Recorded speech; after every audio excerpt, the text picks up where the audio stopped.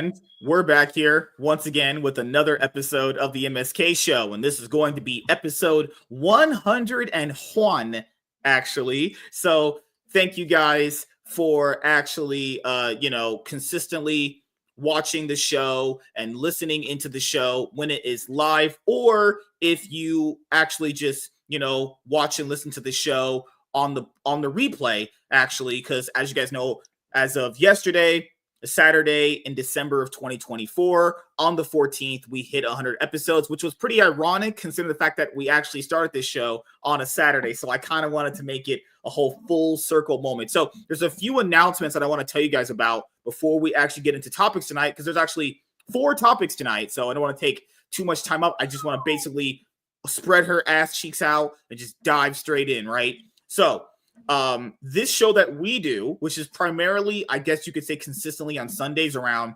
8 p.m. PST, is actually going to go on hiatus until basically next year. So this is the last time you would see us do this as a show together this year, until I think it's going to be the first week of January of 2025. And I have one more announcement for you guys, which is starting basically this week, but also you'll see the follow-up to that in 2025, is I'll be doing an actual show, a consistent one, on Thursday, where we're going to be covering movie news and TV news and a lot of other things with another person that you've already seen me do a one-on-one with. And currently right now, since you guys know that we've lost a consistent member of the show, it's fine. A new year brings in new faces. Mondays are about to get pretty much an absolute banger. You're going to really, really enjoy Monday shows now. There's going to be a lot of new faces and a lot more consistent people on Monday moving forward as well. Wednesday, it's still going to be mostly just the same people. And Saturday, there's going to be a few new faces there as well. And as you guys know, Mondays, Wednesdays, and Saturdays are the consistent panel show days. We would have those regardless, despite this show not going. And we would also have one-on-ones in there somewhere between 2 books. So expect a newer, consistent show. Well, you'll see the preview of it this week on Thursday, 5 p.m. PST. And then after that, just like with this show, 2 weeks break, and then it'll start consistently in January. Because as you guys know, for this Thursday, Sonic the Hedgehog 3 drops. So I told the guy, hey, we'll go 1 hard hour, 10-ish minutes max. Then after that, I got to get off the show, record a full day of going to the movie theater, actually. And then I'll be going to the movie theater to watch Sonic the Hedgehog 3. So can't wait to watch that, actually. So it's pretty exciting. My kids are super ready to go see it. As long as you're calling me a kid? I know my kids are into it. I mean, I don't care. I take them to movies. That's the only reason I really go to the movies. There's not a lot of crap out there that's like more grown-up themed that like you don't watch Gladiator 2? I'm gonna go for my sake. There just isn't a ton of it. Like, what would you go to the theater to really see? That wouldn't just be like a kid's movie anymore. Like, my kids love going. I like going, but there isn't shit I want to watch. There's not a damn thing. You don't want to watch Gladiator 2? No. I never even see the first one. So I know that a few people are saying that it's not bad and all this other shit. And I'm just like, one, I'm tired. I'm not going to continue. Like, I don't want this trend of Pedro Pascal being a fucking box office draw to ever exist. So I'm not going to show up for that. I've got a nice big TV and a nice fucking sound system in my living room. Like, Gladiator is fine on there. In all honesty, it's not really a spectacle film. I mean, all of the good fighting and shit's going to be kind of close-up scenes. Like, it isn't what I need to see on a big screen. A big screen is going to be like huge wide shots, explosions. I mean, Dune was good. Dune, you want to see on a big screen. Everything's shot in like fucking 18 millimeter wide focal length or some shit. Like, it's super huge wide shots. So that I want a huge giant screen for with epic sound and the rest of it. Gladiator 2 does not sell me on the idea of that. So the only thing I go to the movies for is to see kids' movies until they actually bother to put out content and movies, whatever, that are like rated R action films. Where the fuck are these even at? Or hell, dude, a rated R fucking like funny comedy. That's the shit I would go to the theater for. I would go see those if they came out. There's nothing coming out. They put out mediocre kid stuff. Like Oppenheimer is the only thing I'm kind of disappointed I didn't go to the movies for, but There ain't shit to go to the movies for. So the only reason I end up going is to take my kids, and I use it as a cudgel to get them to clean up their fucking rooms. Yeah, That's use it as a bargaining chip. Oh my god. Oh, dude, if that even worked, man, I was reminding them all fucking weekend about that. It wasn't until I said I was going to go start basically throwing away everything on their floor. Because they picked the trash up and they didn't pick the trash up. And I was like, I'm going to pick up everything because it's all trash to me. You're just leaving it on the floor. So it's god. Better.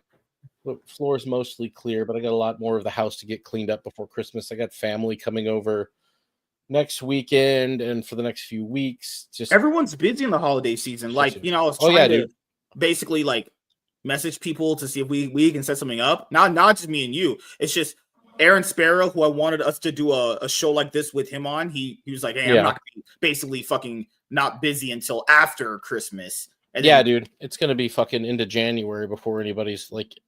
In January, really everything calms down. Everything is. There's nothing going on. Well, we'll see. I mean, Trump takes office, and Democrats might stop that. There's some rumors, dude. It's been really hella quiet in the lead up. They just kind of took that win a lot better than I thought they would. It's been very quiet. It's been very downplayed. It makes me think there'll be some shenanigans. What was that thing in movies and TV? It's quiet, too quiet. Like you always feel like when something's too quiet, something's going on. Exactly. Oh, I absolutely think something's going on. The deep state hasn't even tried to kill him in the past like couple months, so they're even off their game. So we'll see what happens. But yeah, man, I don't know. We'll see how it goes. Something that I know we talked about on the show before. Remember how like ABC lied about Trump? The one guy named George Stephanopoulos is that his name? Oh yeah. The lawsuit was settled. They have to pay Trump what $15-20 million actually. Oh my god, what are you doing? Oh my ABC? God, this is so weird. Did you hear this? What? DC officially confirms that basically Lois Lane is somehow absconded with General Zod's powers. Did you guys not know that? Fuck. No. Yeah, Lois Lane is technically a Kryptonian. She's Superwoman, which is how is she a Kryptonian? Is this the retcon they did during Absolute Power? Basically, see, that's the thing is I read a little bit of Absolute Power Ground Zero a little bit, but I was so busy at the time I couldn't finish it. And then I was checking out the catalog of comics to buy, and they said enter Superwoman, and I was like, who the fuck is Superwoman? Apparently, Lois Lane is a Kryptonian now. Up to some extent, or she's on Superman's level. Let's just say that. And it's like, wait, what? That's kind of. I mean, it's Joshua Williamson. I don't think he's gonna write a bad story because he's currently on Superman right now. But like, holy crap, are they just circling the drain over there at DC? Like, what's the difference between her and Supergirl? Isn't nothing? Oh God, this is diluting your character's power set, your character's identity, and everything. This is just another attempt to dilute Clark Kent as Superman. It's just this is a Mark Waid thing because Mark Waid wrote. Oh yeah, of course Absolute it was. Power. Fuck Mark Waid. Mark Waid is an idiot. But and just I'm sorry, a lackluster creative who like Ethan Van Sciver is all of his best shit is behind him, and he should just retire, just like Ethan should before he tries to put another fucking campaign out to pay for all of his previous ones. He should just basically use the out clause he has with Indiegogo and just say, couldn't get any of the books done, I'm out. There we go. Yeah, League of Comic Geeks. I was trying to pull that up. What the hell is that? Oh, there's all right. So for anyone who wants to know what's coming out for comic books, upcoming for the week that precedes them, go to leagueofcomicsgeeks.com. You can make a pull list here. I have a shop around me, so I just put things on a wish list, which is basically the same shit. I'm getting Absolute Batman #3, Nightwing issue 121. I'm collecting the world's finest Mark Waid stuff in trade and hardcover anyway. I don't really read it as it's an ongoing series. Action Comics number 1080. There's 3 things there. There's the new Gods coming up. That's a #1, but as you guys can see right here, there's not that much anticipation there for it. Actually, new issue of G.I. Joe. I don't know if I'm going to pick that up or not. I like keeping with the I'm not going to be big on the floppies for just about anything that's continuous, so I'm probably gonna skip issue 2. I need to sell my issue 1s, I think, just about now. Didn't you like But the G.I. Joe #1 that came out last month? I'm pretty sure you yeah, I got a enjoyed it, you bunch of said. those. Oh, okay. So then Batman and there's Robin issue Year 4. 1, #3. We Yep. also have Yep, the there's Batman the and end of Santa. the end of the Captain America J. Michael Straczynski run that has literally little to no hype because Marvel can't do anything with Captain Yeah, America. what the hell, dude? I saw Straczynski was working with Marvel, and it looks like they have some kind of crossover coming up or something with him. But yeah, I saw that he was writing Cap, and I'm like, did nothing happen in it? Because he's a big name, and he's done some good comics in the past. Like he's been, I don't have anything really bad to say about him, but I don't know that I really want to read his Marvel edited Cap art. I'll be honest with you, man. I don't want to but read any of these, let's say, writers of nowadays attempts to like write a patriotic Captain America. I'll just say that. Oh no, yeah, Not even I have close. no interest in anything Marvel has to say about Captain America at all. Transformers #1, it's going to be on its 10th printing. You know what? What's a universe that constantly just trying to basically, no pun intended, have a resurgence? The Valiant, Valiant. Universe. Yeah, they're constantly pumping out books. Yeah, they're just constantly pumping out shit. No one. I thought they went out of business, to be honest, dude. What book do they have coming out? I don't even see them in here. Right here you have the Batman Bruce Wayne murderer turned fugitive omnibus. This is Chuck Dixon wrote this story, actually. Oh, nice. I remember I bought this in trade. It was a little bit of money for it, but I remember I bought it in trade. I might upgrade to the omnibus. I don't know yet. Let's see. Give me a moment. Are they really pushing Alligator Loki as some kind of character? They have a holiday special. Okay, does this sound interesting to you? Green Lantern, Green Arrow, World's Finest Special #1. Who's writing it? Jeremy Adams, who's gotten a lot of praise for his recent Green Lantern run. Oh, I don't know him. Is that the guy that was like that went on streaming like, you need to buy my Alan Scott Green Lantern or you're no, that's Tim Sheridan. Oh, yes, Tim Sheridan. Oh, okay. I mean, look at this cover art by Dan Mora. I'm pretty sure the cover artist was cover artist Dan Mora. Yeah, look at that cover art from Dan Mora. Oh my god, Dan Mora's got a really good look. I really like him as far as guys who are actually working in the industry right now. He's got a pretty decent look. I don't mind his art. I really like the covers he's been doing for the Batman Santa Claus crossover. Those are decent. I like him. So yeah, the interesting guy. I don't know anything he's actually writing that I would read because who knows who's writing or anything he's drawing. Because I don't know who's writing it. Everyone's favorite hard traveling hero. Everyone's favorite hard traveling heroes are back and brought to you through the iconic lens of World's Finest. In the not too distant past, Oliver Queen and Hal Jordan find themselves at a crossroads, and only teaming up together once more will save them from the scope of the mysterious bounty hunter known in whispered tones throughout the underworld as Deathstroke, the Terminator. So they're facing Deathstroke. Interesting. We'll see how it goes. Oh, yeah, there it is. Oh, wow. Mike Barron's Nexus is getting printed by Alien Books. Okay. Yeah, Alien Books Mike, I think, is going to start condensing down a lot of his stories into floppies because I saw Nexus Scourge on here. It is. I might actually pick that up if I see it in the store. They have a decent indie selection at the store that I go to, but their overall selection of new books is exactly like you would expect competent store owners to have right now. It's like this fucking big, dude. It's onesies and twosies of the mains. Like I went in there the other day and there was your average denizens of a Wednesday morning showing up first thing at the comic book shop, guys. Same kind of guys you would expect to see, nothing special there. Everyone crowded up on the new ones to pick all their crap. But like, dude, once we left, man, the new week books were scavenged. All of the crap that anybody might be seen reading is gone. The last time I went in there and they had a decent amount of stuff on the shelf for a new book was G.I. Joe, and they still have a bit of the G.I. Joe 1 covers there. Even though that book sold really well, it's still sitting on store shelves because a lot of stores probably over-ordered.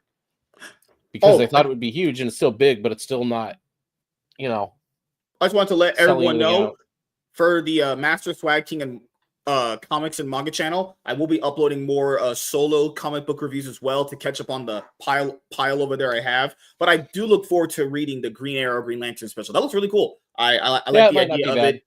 And this thing, I like the idea of World's Finest, two characters that have some really great chemistry and synergy with different world viewpoints colliding together, like obviously Batman, Superman, Flash and Green Lantern, Green Arrow, Green Lantern, obviously like Wonder Woman, Hawk Girl would probably be a pair. I like the we need more of that. Try out that stuff more, guys. Come on, what are we doing here?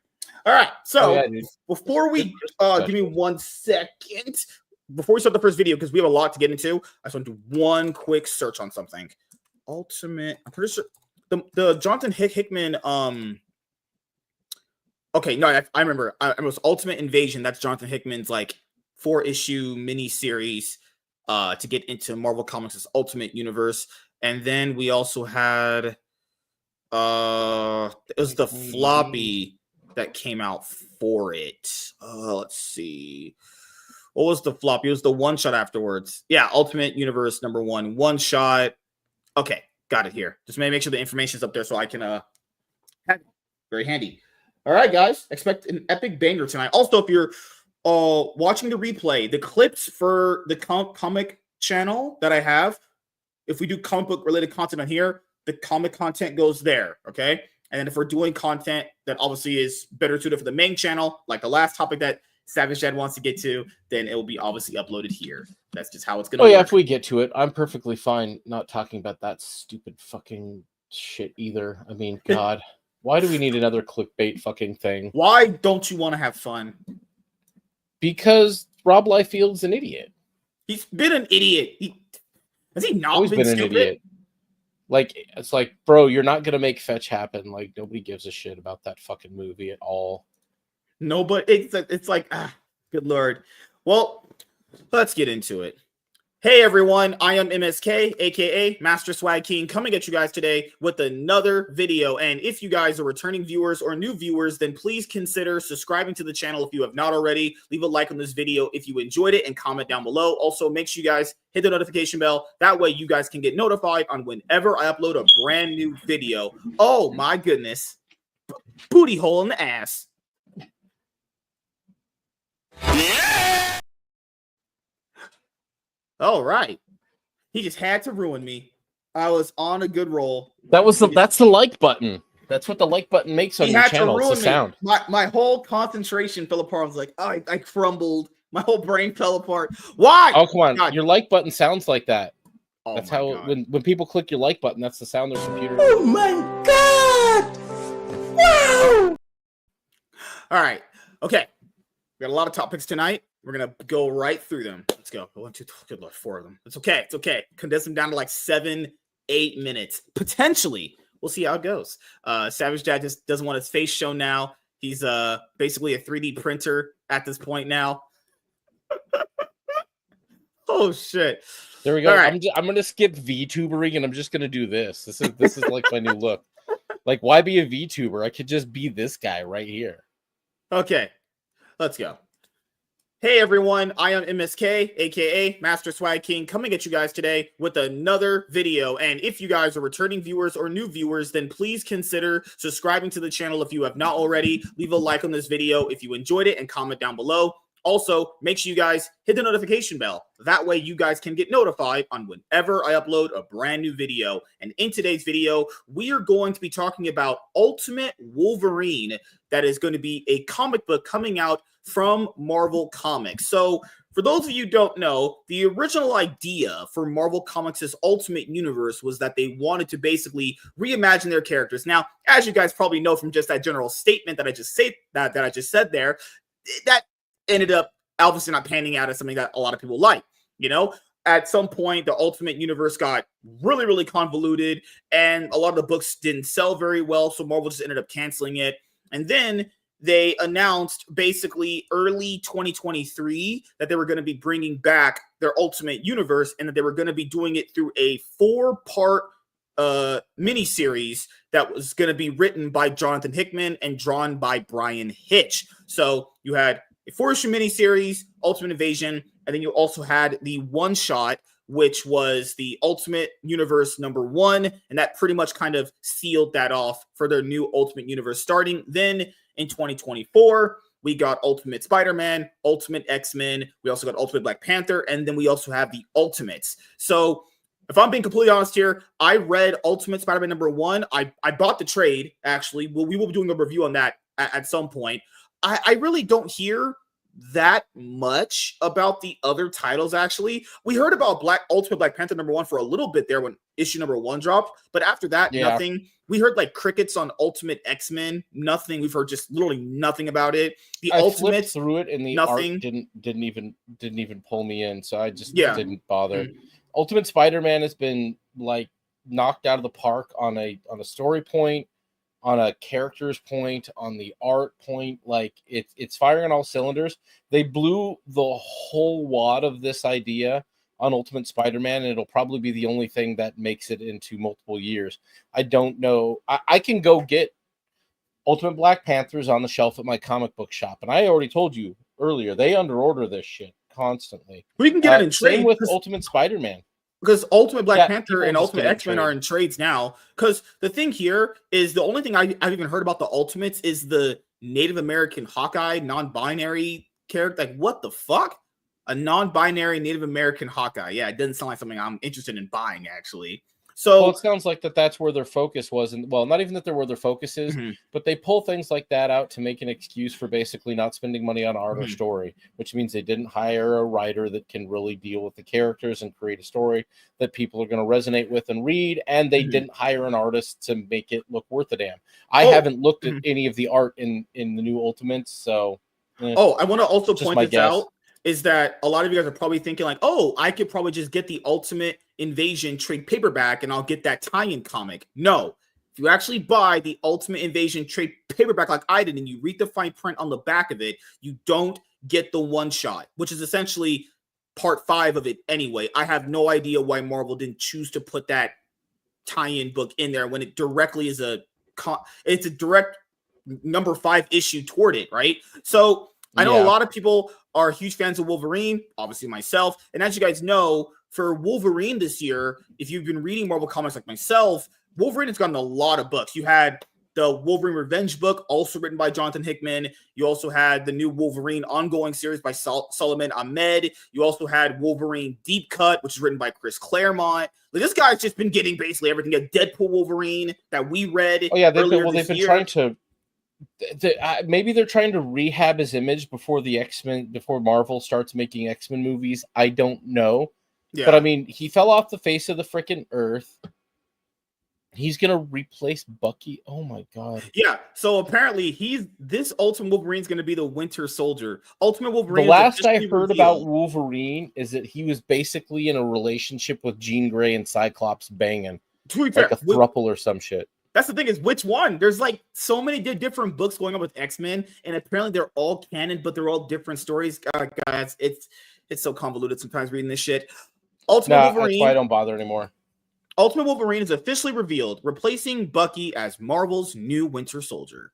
Marvel has officially unveiled the new Ultimate version of Wolverine. The iconic X-Man character has had a countless number of variants over the years, all ranging from varying degrees of weakness and strength. The newly revamped Ultimate Universe is all about delivering audiences recontextualized variants of their favorite heroes. Now it's Wolverine's turn, with hints that Wolverine will be reborn as the ultimate version of the Winter Soldier, replacing Bucky Barnes. Isn't that just like Punisher? Except, I'm just, to be honest here, like most of these concepts are just the Punisher. I'll be honest here, what is different about this Wolverine compared to like the other Wolverines we've had? He's adamantine claws and he kills people. Literally nothing. I don't know what it is, because I don't think anybody's picking up the books. I don't think anybody's really, again, you're not, X-Men are so far out of the cultural zeitgeist at this point that most kids don't even know. Like my kids, the relaunch that they just had, From the Asses, a New Butthole. I'm joking. It's From the Ashes. The Gail Simone thing. It only popped off for her book. Only her book kind of popped off a little bit. Other than that, and every other book she's is still a known out. Writer. X Factor failed. Judd McKay's X-Men run has kind of fizzled out. Dazzler failed. The Exceptional X-Men failed. good Lord, holy shit. I'll say this. I think this will sell just because it's Ultimate Wolverine #1. But if this doesn't have a good story written, it's done. It's over. If the art isn't good and the story isn't good, nobody's going to give a shit. If they don't have any sort of interesting thing to pull you in, like Spider-Man. Spider-Man basically, it looks like they went. I mean, it isn't exactly the way the story is, but they took the story to the point where they fucked up Spider-Man originally back in. I'm going to say the late 90s after the Revelation saga. At the end of Clone Saga was kind of the start of the downhill slide. Mm-hmm. There were some great jumps and peaks in there for Spider-Man, but basically Marvel had committed to the idea that we're going to fuck Peter Parker as hard as we can. And once they got around to having Dan Slott there, they basically shit all over him and Mary Jane. And frankly, I won't read a mainline Spider-Man book. I wouldn't even pick up a Christmas one until him and MJ are dating again, basically. I'm not gonna touch it. Fuck it. Oh, for those of you guys who don't know, I won't even read Marvel books really until then. If you read Ultimate Spider-Man #1, just if you read issue 1 like I did. So fucking good. So essentially, there was a main, I forgot the name of the character. I think it's called the Maker or something a lot like that. He essentially made it so all the characters you see in this Ultimate Universe are getting their origin stories at the beginning. So Spider-Man in Ultimate Spider-Man #1, he hasn't been bitten by the spider for like 10 years. He's just now going through that process, right? So you also have to look at the fact that Ultimate Spider-Man was sold on the fact that it was a family aspect for Peter Parker, and that sold it immediately, right? Like, I've never seen that level of hype for a modern-day comic in a very long time. It was something special. Marvel, you just had to be there earlier this year when that comic dropped. It was just amazing. And, like, I remember when it was announced, the tweet they made last year in December, what they were going to do with it, and people just loved it. And people came and supported. And then it wasn't just the fact that it was just, oh, you only bought issue #1. It was just good just in general to the point where, like, guys, even now, issue 12 is like a top 5 bestseller if you look at it. So if they're going to do this with Wolverine, I hope you have a good team behind it, honestly. Marvel's next big thing panel at New York Comic Con panel officially announces Ultimate Wolverine #1 by Chris Condon.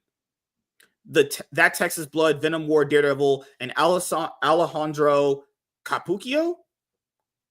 The panel also unveiled character designs from Capuccio and variant covers from Gleb Melenkov and Steve Kroos.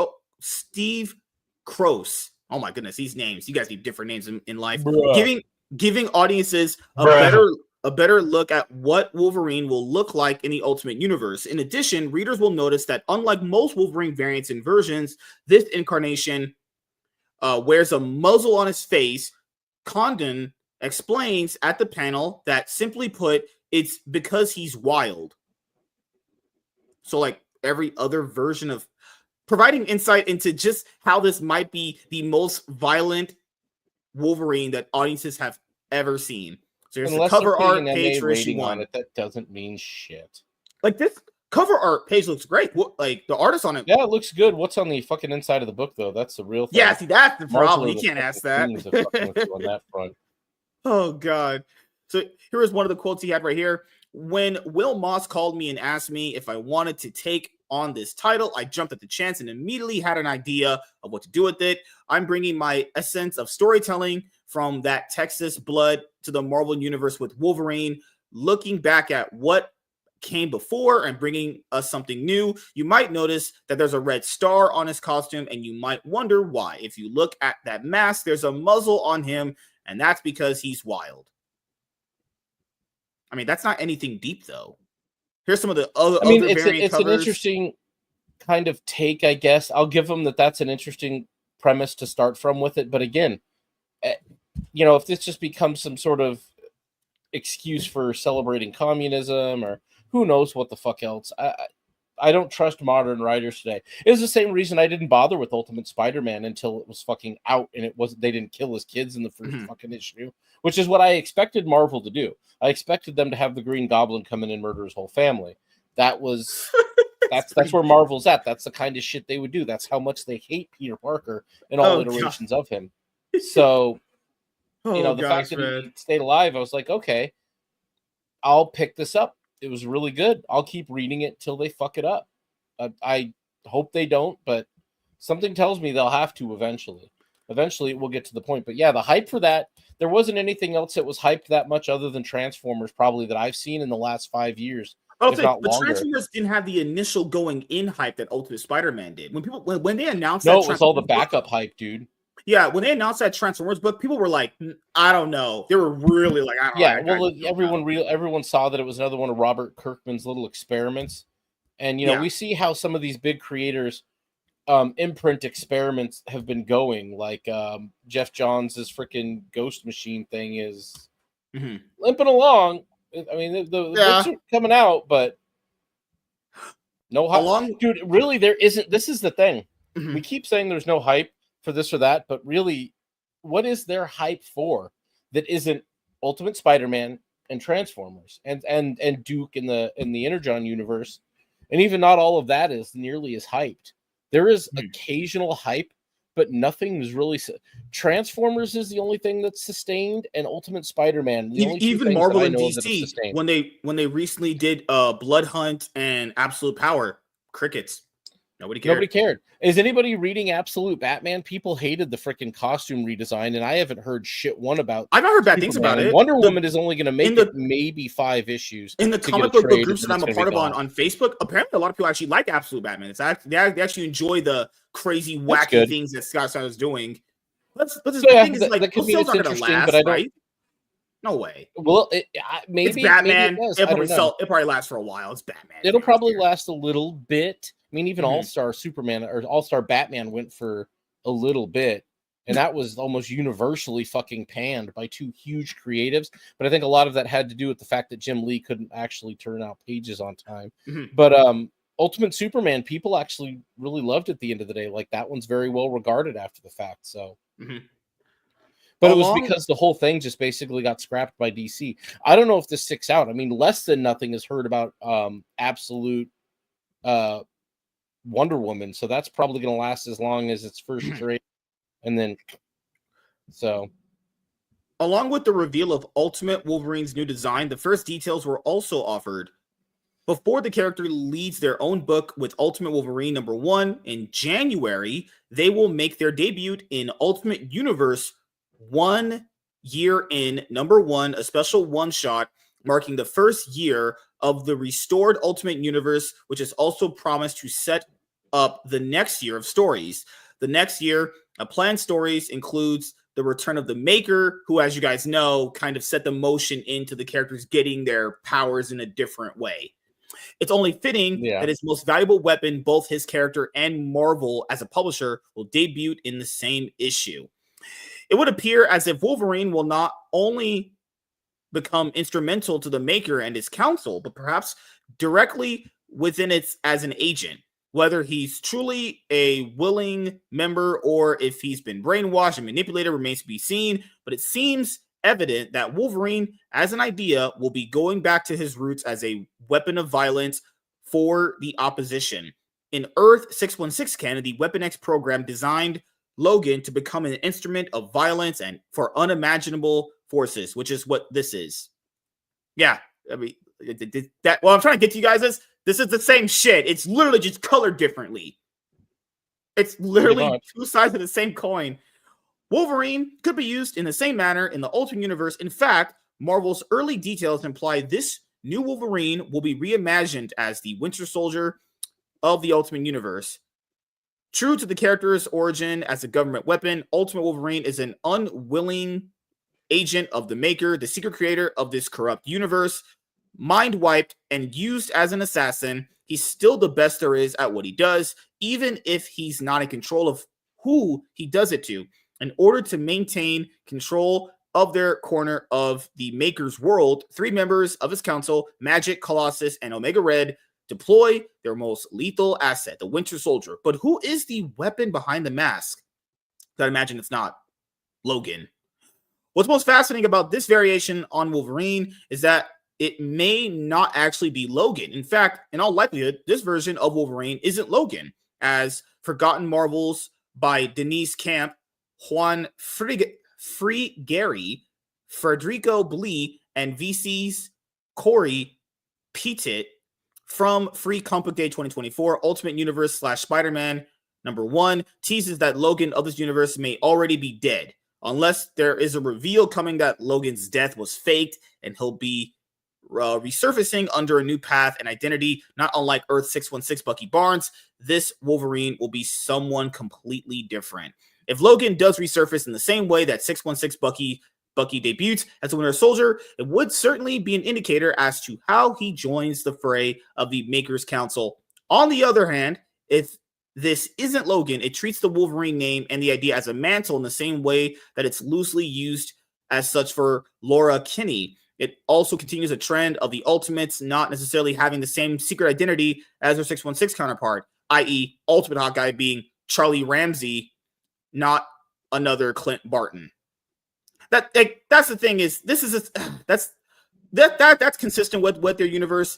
So like there's Iron Lad in the Ultimates. It's not Tony Stark because his dad is dead. No, Tony Stark himself is dead. One of the fucking things they said in Ultimate Spider-Man #1. Holy shit, my brain's fried tonight. Alternatively, there's a chance that this new Wolverine could be a Logan clone, as cloning could also be why there are multiple Bullseye in the Makers Council. There are theories galore as to who Wolverine could be and how he ties into the Winter Soldier comparisons, but most importantly, it seems evident what goal Marvel wants to achieve through this Wolverine. Bring the Wolverine namesake back to its original status quo while experimenting, which you could do on the main line timeline books. You know you could do that. There's nothing stopping you.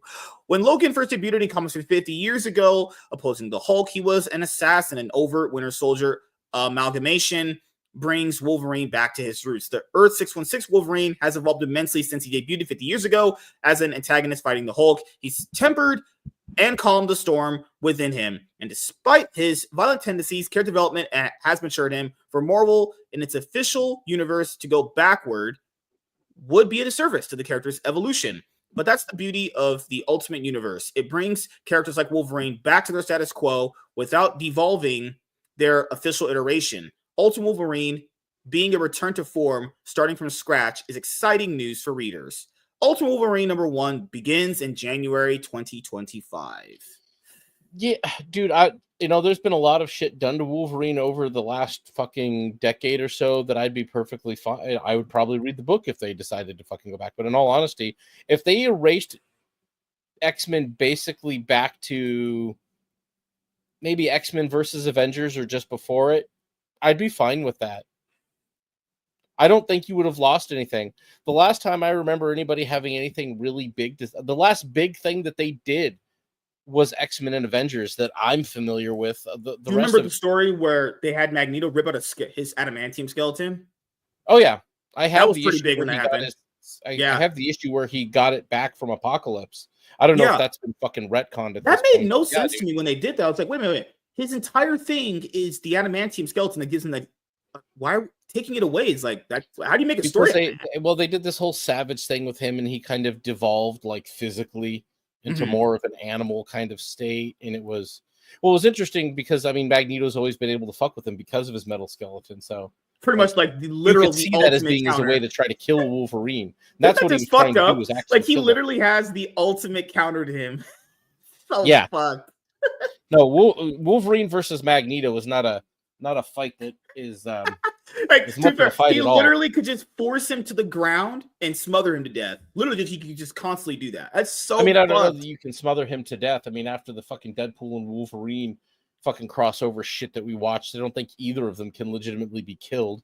Which made even more retarded the fact that Deadpool's dead now. We're gonna make his daughter Deadpool.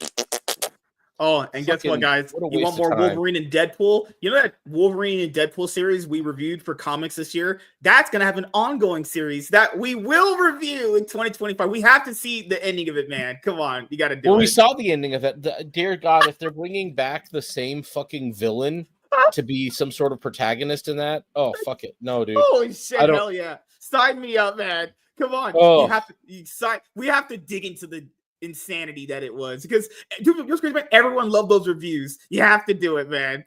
Dude, I don't honestly believe that Joe Kelly wrote that book. It didn't read like something that I've ever read from Joe Kelly. It had no humor to it. It was so fucking Joe felt like it was Kelly just a used to waste know of how to time. It was write a bland. tight 32-page He Deadpool focused book. only on Wolverine, though. That was it. That's what made that book Well, yeah, that's unreadable. the thing. And even when he wrote X-Men, he could write Wolverine. He would write a tight 32-page issue that didn't even expand into other issues. Just 32 pages, character, story. It was good. That wasn't the Joe Kelly I remember from his run on X-Men or his run on Deadpool at all. That was editorial slop that they shoved out before the movie to have something on the shelves for the movie. And maybe it was a precursor to what they're putting out, but that villain was hot, sweaty, unadulterated, moist butthole. Would be far better a villain. So, I'll ask you this then. You excited for Ultimate Wolverine? You gonna pick up issue number 1, at least to see where it goes? No, probably not. In all honesty, they've really let me down with all of the rest of what's been going on in the other Ultimate stuff. It isn't the art, it's the unremarkable story. Like, none of it's really at all interesting. So I don't know. It's not really super exciting. I think some of the ideas are there, but okay, I'll say this. The only way who's to talking about any of it either? None of it. It's a fucking ghost town. Well, I'll say this. I think the only way to make it interesting is if you gave him a different set of powers with the adamantium claws, because that what we just read. This sounds like the same shit that's been Wolverine since like. And I don't think you have to. I mean, I think the premise is all right. It is interesting, but it isn't enough to get me up from my retirement refusal to pay Marvel money for shit. Ultimate Spider-Man, they got me, and you know what? Jonathan Hickman followed through, and if he maintains creative control on that book for as long as he does, I'll read it. The second they give the book over to Gail Simone and they make him gay and kill his entire family, then I'm gonna not read it anymore. Then I'll just realize that nothing's ever changed with them. They will give you something good for only so long before they fuck it entirely, because they hate Peter Parker through all iterations of him throughout the universe. And eventually somebody in Marvel editorial will be like, no. We need to fuck Peter Parker, actually. We need to fuck his whole life. In every universe that he exists in. Let's do this.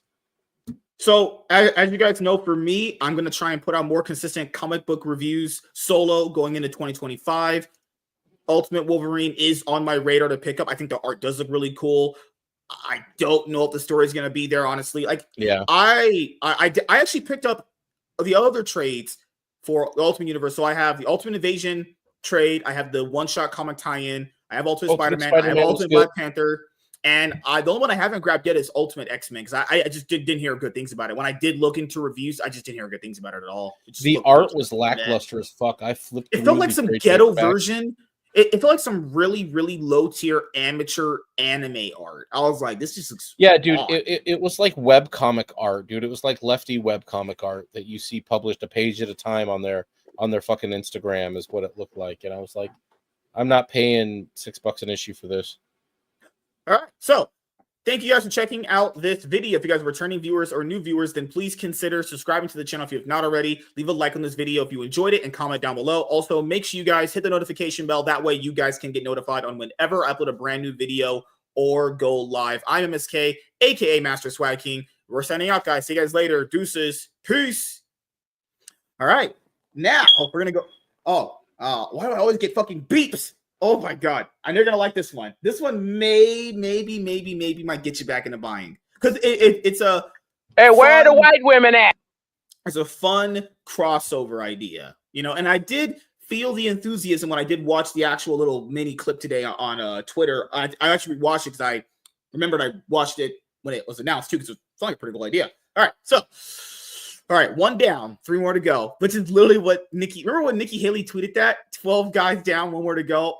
Our almost featured president woman. Bro, her and that one chick from fucking OnlyFans, man, just knocking them back.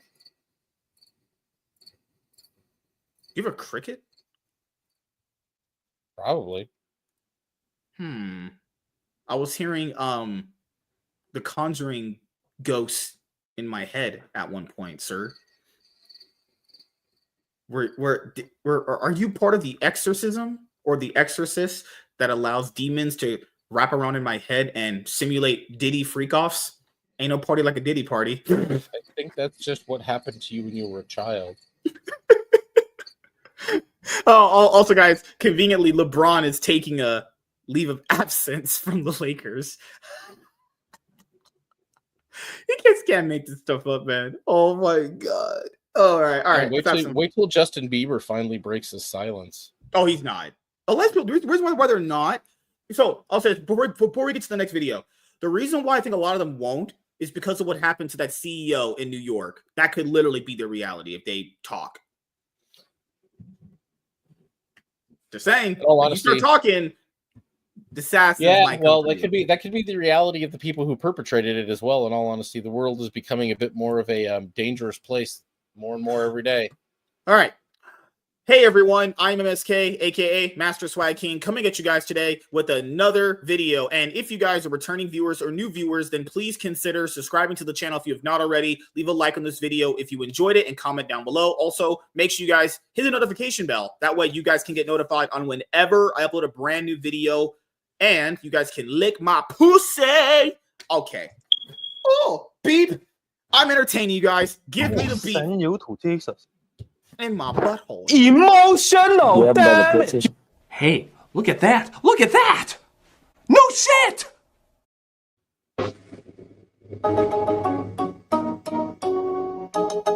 I have to entertain you guys. I'm doing quality content. Who are you? I promise you, going in. I'm just saying, I promise you guys, going into 2025, whenever we do this, I'm not going to have mess ups anymore. I'm going to go straight in, diving in, and it's going to be great. One take. That's all we need. And keep in mind, I only had 2 takes tonight. I only did it twice. So going into 2025, I know it's like the entertaining factor of it. We will not be having that as consistently. I'm going to at least try to narrow it down to like 1 retake. Just 1 the entire show. Do you guys think it's possible? Give me the beep. No? All right, let's go. I'm ready. I hear crickets. It's because I'm really, really funny, like Dave Chappelle. Oh, God. Holy shit. I will send you to Jesus. God. It's a little much, I'm not going to lie. All right, let's have some fun. And I will be entertaining Hocus Pocus or Recticitis. No. Oh, Ethan Van Sciver's my best friend. I love his crack licking. Because we're boring! We're so fucking boring! Fucking pronouns! Oh god. I remember when earlier this year when he said that literally took over the internet for a whole fucking week. Oh my god. Okay, before we go, I gotta let the police car go through because there's black people outside. So when the police car goes through, we'll start. I promise. Good thing I didn't start when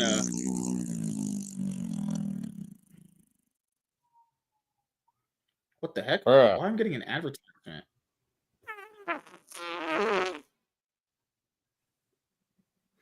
Give me 1 sec. I will send you to Jesus. Bruh.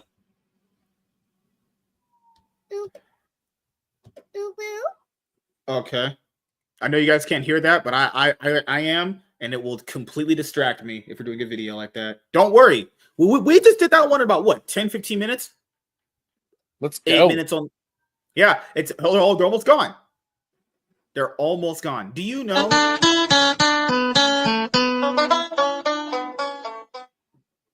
I want to be a hillbilly and play a fucking accordion. Nope. I'm a horny bitch. It's not Tuesday. I don't ever really peg gal as a horny anything. I'm reminded of the famed words of the bard himself when he said, and I quote, "Miss me, faggot."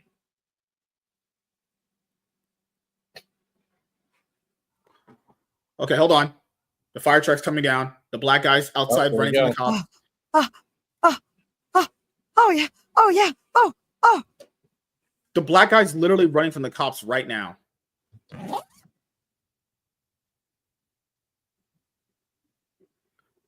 All right, let's have some fun. Interesting.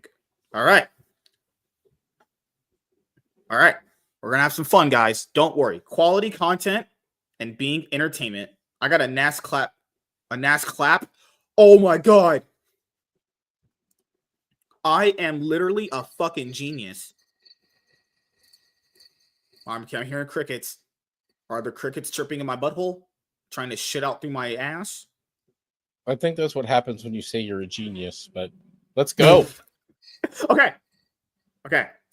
Hey everyone, I am MSK, aka Master Swag King, coming at you guys today with another video. And if you guys are returning viewers or new viewers, then please consider subscribing to the channel if you have not already. Leave a like on this video if you enjoyed it and comment down below. Also, make sure you guys hit the notification bell. That way you guys can get notified on whenever I upload a brand new video. And in today's video, we are going to be talking about two of my absolute favorite things in this world, Sonic the Hedgehog, and you have DC. And actually, this is going to surprise a lot of you guys because we've been having a lot of these crossovers in comic books recently. I mean, we've been having like Aliens versus Avengers, Predator versus series. Teenage Mutant Ninja Turtles have been having a lot of verses or having a lot of, crossovers. We've had the, TMNT with the Masters of the Universe series, Naruto, TMNT. So, crossovers are the thing, obviously, this year. I mean, we have Godzilla versus Mighty Morphin Power Rangers 2 ended up happening. So, yes, this is going to happen because, as you guys know, I love Sonic the Hedgehog. I love the video games. I've been playing these games ever since I was a little kid. I started with Sonic Advance on the Game Boy Advance, actually. I played Sonic Advance 2. Sonic Adventure Battle 2, Sonic Colors. You guys know Sonic Riders. You guys know my Sonic history. I love Sonic. Just not the comics. Not that I don't like them. It's just I've never been exposed to them that much. I do have the IDW stuff, as you guys can see over there. I have the first 2 of the hardcover collections, and I have all of the trades for their new series currently right now. I'm currently all the way up to buying volume 13, and when I get paid again, I'll finish buying the rest of them, so I'll be all caught up. But as you guys know, for DC, I mean, you guys can look at my shelf. There's actually more stuff for DC than Marvel over there. So for this crossover, I'm excited because it looks kind of cool. And what you can do for this, you can literally have like a Batman Shadow crossover comic. You can have like a freaking Sonic Flash crossover comic. So many cool ideas there. So this will always be something cool for Savage Jazz kids because they also like Sonic the Hedgehog as well. Oh, yeah. DC Comics and IDW crossover for Sonic the Hedgehog and Justice League. DC Comics and IDW Publishing are to crossover for Sonic the Hedgehog and the Justice League mashup in 2025. Iconic characters. Oh, yeah. DC Comics and IDW Publishing to crossover with Sonic the Hedgehog and Justice League in a series starting March 2025, I'd imagine. Iconic characters like Sonic, Shadow, and Knuckles will adapt roles from Justice League, including Flash and Batman. Merchandise such as toys and clothing will be available by autumn 2025, expanding the collaboration's reach. Potential Batman Sonic animation hints at a broader multimedia project beyond the comic book series. Oh yeah, I heard that actually Sega is going to start doing a lot of shit like this. They're even reviving some old IPs. But it would be interesting to see because I remember the Batman Ninja Turtles like crossover comic, and then they actually made the animated movie of it, and it's actually pretty good. Like I like that one a lot. Well, I don't know where a lot of people are on it, but I enjoyed the shit out of it. I really enjoyed it. It was actually, I think that is one of the best animated movies in terms of like actually doing a crossover while honoring like both characters and fans. Oh yeah, dude. It's rare. So good. It's rare that the comics work. It's even less rare that the fucking animations of it ever work, if they even ever do them. So like so many things had to go really right, I think, for that series and that comic. I mean, it had 3 more follow-ups is how well the comic was received. So if they don't fuck this up, it could be a lot of fun for people. I don't know if the mashup is as good as having them meet the characters, but it would be interesting to see what they end up actually doing with it. And yeah, having a cartoon of it, I mean, my kids would already have to buy it, so that's going to go out the door right away. It'll be, like I said, all depends on how they manage to pull it off. But yeah, seeing Sega really start trying to push their IP again would be really interesting because they've been quiet as shit. They've basically just been living on Sonic forever, so they've got other IP that they can do something with, and they just don't. DC Comics and IDW Publishing will be collaborating with Sega and publishing a 5-issue series, DC X Sonic the Hedgehog comic book series from regular Sonic Comics writer Ian Glynn for March 2025, with merchandise including toys and clothing for the autumn of 2025, and more comic book stories to come after that. The mashup will include Shadow as Batman, Sonic the Hedgehog as the Flash, Knuckles the Echidna as Superman, Amy Rose as Wonder Woman, Tails as Cyborg, Silver the Hedgehog as Green Lantern. Look at that! That looks really cool.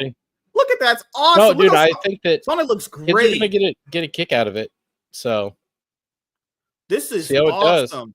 Wow, I love it. You can sign me up. This is I promise you guys, on the comic book channel, when you're watching this as a clip, you will see me review this as it drops each month. I'm going in. Each issue is getting reviewed. How would I not? Why would I not be able to enjoy all this goodness? Sonic and DC collaborating. Just sign me up. Look at this. Sonic. Imagine if he met Barry Allen and they actually raced in a comic. Oh no, Barry would actually just destroy him. I'd be like, Barry. Okay, just I know there's been a debate about this for years. Just put it to red breast like this. The Flash is faster than the speed of light. Sonic is faster than the speed of sound. Okay, so if you're not retarded, you understand who's faster out of that. Faster than sound, faster than light. Okay, it's pretty simple. Like Sonic probably couldn't even defeat like Wally, like not Wally, a Kid Flash, for being honest here. We're talking like levels of speed. So it would be great for them to obviously do those kind of things. Announced on the Sonic Central YouTube channel, it'll also include a Batman Sonic animation, which suggests we may be getting a cartoon out of it as well. If they do an animated movie, based off my guess is what they end up doing. Yeah, I remember I saw this. Yeah, this looked great. Oh my god. Yeah, hell yeah, man. Sign me up. This is awesome. Fucking hell. Sonic the Hedgehog was created by the Japanese video game developers Yuji Naka, Nato Oshima, and Hirokazu Yasuhara for Sega, and follows Sonic, a blue hedgehog running at speed who battles the evil Dr. Eggman, a mad scientist who has spun off into all manner of other forms of merchandise, including long-running successful comic books, cartoons, and his own films, originally released in 1991 for the Sega Genesis to provide Sega with a mascot to beat Mario. Its success helped Sonic become one of the leading video game companies in the early 1990s. The Justice League, or Justice League of America, first appeared in The Brave and the Bold, issue number 28, in March 1960, as writer Gardner Fox conceived the team as a revival of the Justice Society of America from the 1940s, an ensemble cast of established superhero characters from DC Comics portfolio. They are also intended to operate independently in their own titles and often include the DC Trinity of Superman, Batman, Wonder Woman, created to boost the profiles and sales of DC's other characters through cross-promotion. It helped develop the DC universe as a shared continuity crossover, and now that crossover will include Sonic. So yeah, that's cool. If DC did more stuff like this, they'd win. I do believe they have the better potential to beat Marvel right now in terms of like comic book collaborations, right? So yeah, keep up more stuff like this, and you'll win. Honestly, if they this is the only thing. The only thing keeping IDW fucking printing anything is fucking Sonic. They have to literally license out their titles. That's it. Yeah. So I'll ask you closing thoughts on Sonic and DC collaborating. That looks interesting. Probably be picking it up for my kids if once it hits trades and everything else. And yeah, if they do the fucking animated thing, I'll probably be picking up the Blu-ray when it drops.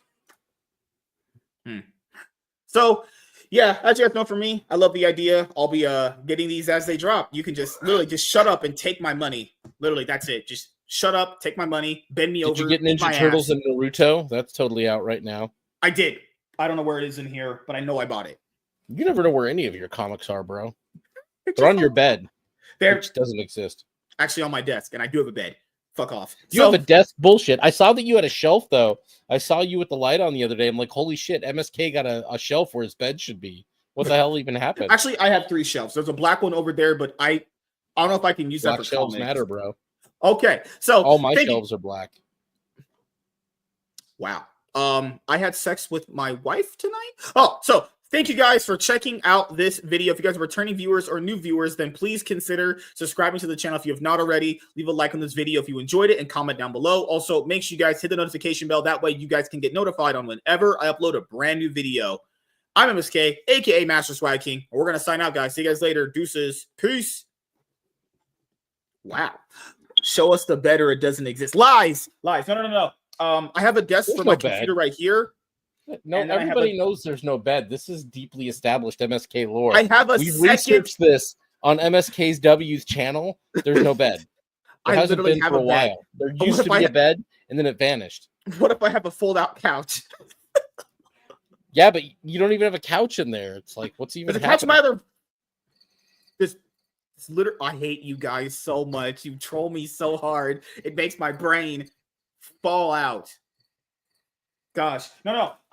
So there's two desks. I have one for my computer, obviously, and then I have one over here for like packages and stuff. Then I have other packages on the ground. MSK likes to keep his packages on the ground. That's where he puts his package. Why am I hearing crickets, sir? Probably because you were explaining something that the audience wasn't listening to. Wow. Are you saying I'm not interesting? What's interesting? He's just fucking with me now. Nah, he's killing me. Give me one moment here, guys. They never give you a minute, MSK. This girl... I forgot to open up chat earlier. I'm like, who's in chat fucking with MSK right now? Everybody should be in here fucking with MSK. This girl followed me. Like, why are you... This hot lady... A girl followed you? Now we know that shit ain't even true. This is a bot. This is a bot account. Probably. What's up, WZ? Oh my goodness. What do you think of my idea, WZ? There's a particular video of MSK from Christmas that I think we're all familiar with that I'm gonna cut.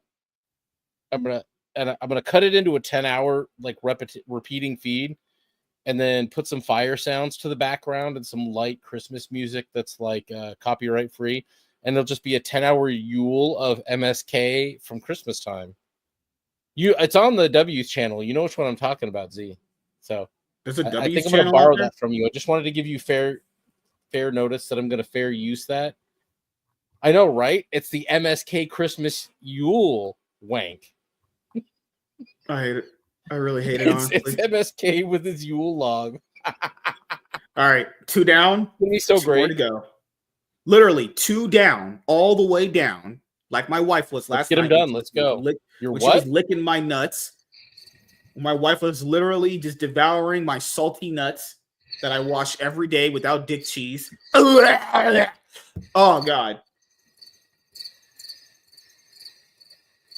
All right. So thank you, Cricket. Thank you for being here. I will make sure to kill that cricket and shove it right in your ass afterwards. All right. So do you know what sounds like a better idea than being black? Being a nagger? All right. God.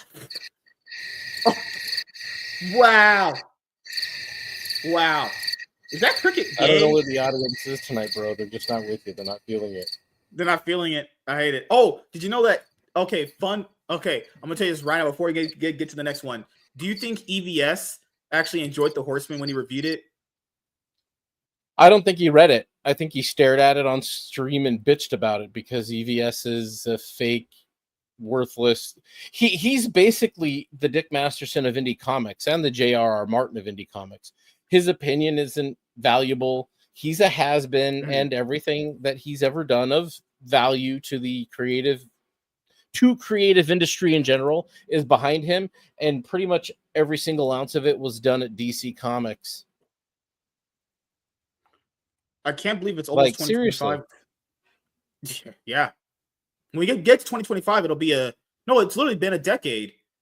Like, if you look at it from 2014 till now, it's been a lot that's happened. Literally, if you just take the context of next year, 2015 to 2025, it's been there's a lot that's changed literally just from that period till now. Well, it's been a decade. A lot's going to change in a decade. I didn't have nearly as much white in my beard a decade ago. Did you have that out of context? little wild. Just saying. Did your wife jizz on it when you guys were having sex? That's not how the girl parts work, MSK. How do you know that? All right. Thank you, Crickets. All right. Okay. All right. We're getting there, boys. Don't worry. So this is the thing. Okay. Hypothetically speaking, right? If we were all literally gay as fuck, but this is not real, obviously, because I'm insanely straight. So if you ate out Iron's asshole, right, and then you kissed me, would that mean that I had sex with Iron? Oh, Merry Christmas to everybody. Everybody. Oh, shit. We're having fun on the show, guys. Don't worry.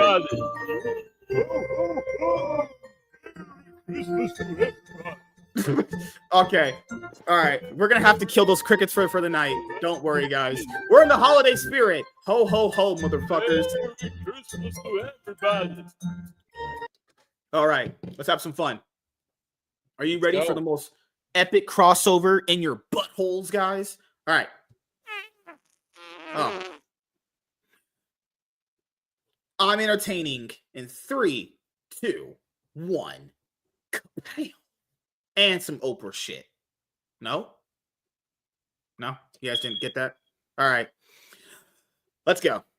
Hey everyone, I am MSK, aka Master Swag King, coming at you guys today with another video. And if you guys are returning viewers or new viewers, then please consider subscribing to the channel if you have not already. Leave a like on this video if you enjoyed it and comment down below. Also, make sure you guys hit the notification bell. That way you guys can get notified on whenever I upload a brand new video. And in today's video, we are going to be talking about Godzilla taking on Marvel Comics once again. So I actually had to look this up because I just didn't know. Godzilla has had a lot of crossovers with Marvel characters over the years, actually.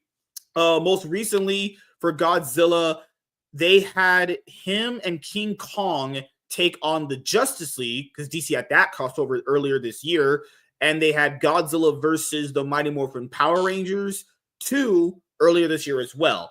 So basically, there were a lot of rumors going around that Marvel was going to tease something really big. I mean, it's also rumored that Mark Miller might actually come back to Marvel Comics and write an ongoing series. Yeah, it's actually a rumor currently right now. And keep in mind, Mark doesn't have to do that. They probably literally got on their knees and begged him to come back to do it because he's a big name, obviously, right? So this was actually announced. So this was actually announced a few days ago, actually.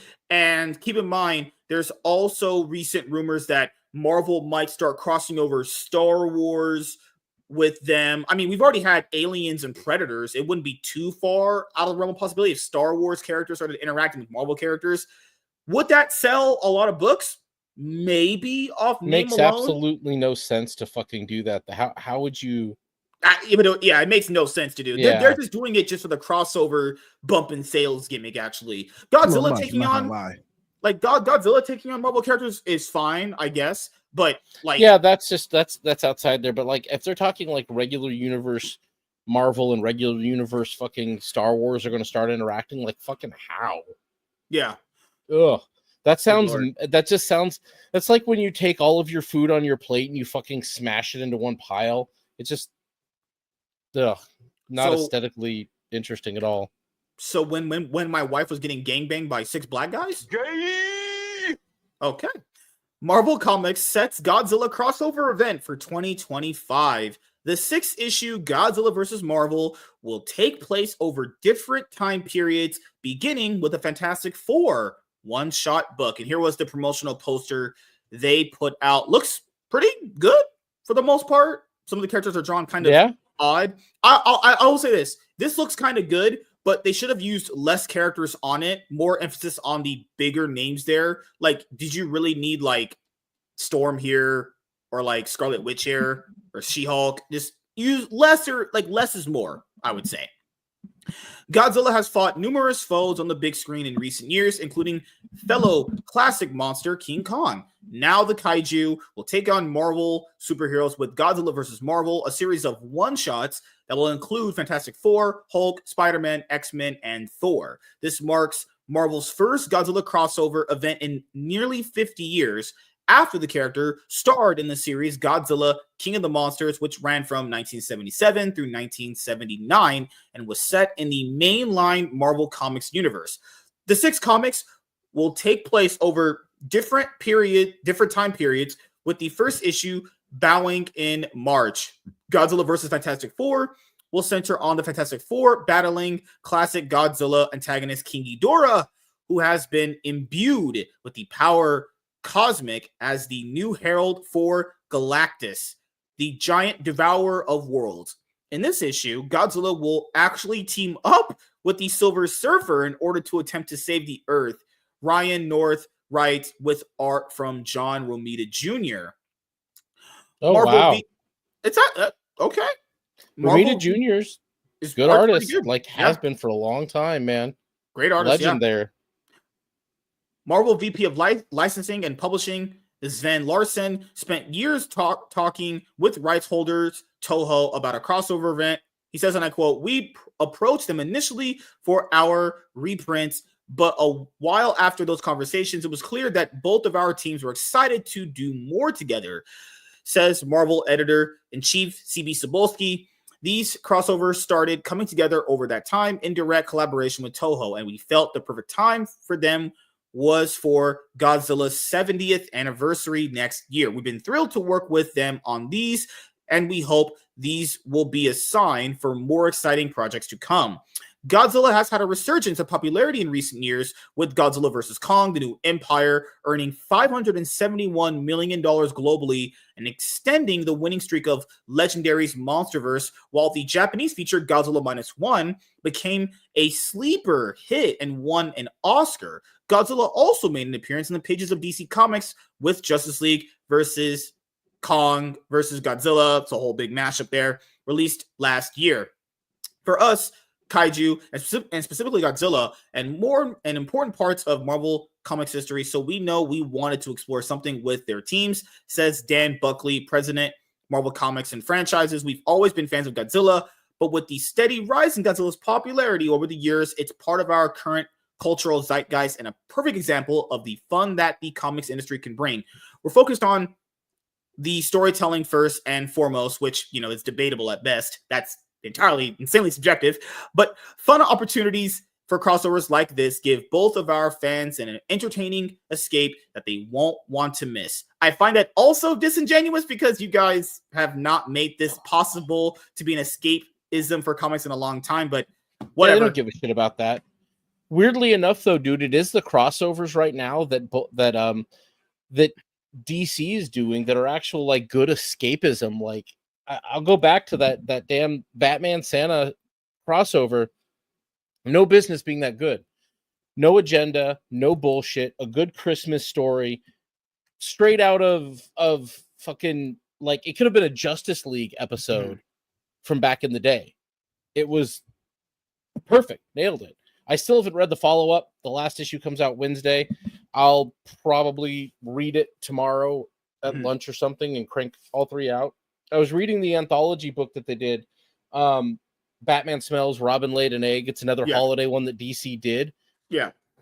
And that one isn't even a Batman thing. It starts off with the John Stewart Green Lantern story, which actually kind of ties back to what's going on in the book with Santa Claus and Batman.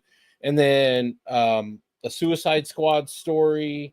And then I think there's like, it's a bunch of different stories. Marv Wolfman actually writes a fucking story in this. None of the other writers I've ever heard of. And then all of a sudden, legend Marv Wolfman is dropping. I'll ask you this, since you're a fan of Fantastic Four, them starting out fighting Godzilla, would that make you buy that one shot? Yeah, I don't know, maybe. If it's a one-shot prestige format, like a $10, it'll probably cost about $5.99 if we're being honest here. At least. If it's a single, well, I'm saying, is it going to be multiple issues? Is it just a one-shot? They haven't confirmed the pages. Yeah. Okay, that's what I need, a page count. Yeah. It depends on if they're going to gouge me for it or not. Like the Marvel That's all one shot shots. they did. So Godzilla versus Spider-Man #1 be a one shot. Fantastic Four. I mean, I would say the biggest one probably for a lot of people is going to be Godzilla versus Spider-Man. But I would say Godzilla versus X-Men sounds really interesting. Or like, because Godzilla versus Thor, it's like Thor can actually just hit him with his hammer as hard as he can and just knock him out. It's not that hard. Like Spider-Man probably would lose if we're being honest here, but I don't think there's really a match there with him and Thor. Like Thor, Yeah, just it'd be an knock him interesting out. thing to see. I don't know. I mean, I don't know. It's I think it's he gonna be an iterations of antagonist. Godzilla have been pretty fucking powerful. So I don't know. It Yeah, just depends, like that's the thing is Godzilla going to be a hero with them, or is he going to be a villain? Because in the Fantastic Four one, I think he starts off battling. Excuse me. It starts off as a battle as it usually does, and then it kind of turns into like mutual respect, and they go off and defeat the real that bad actually sounds guy. kind of cool. King Ghidorah being a herald of Galactic. That's just that. I'll say that that'll get me there. I'll get that. You know, it sounds like a cool idea. You know, Godzilla, Silver Surfer, them teaming up with Fantastic Four.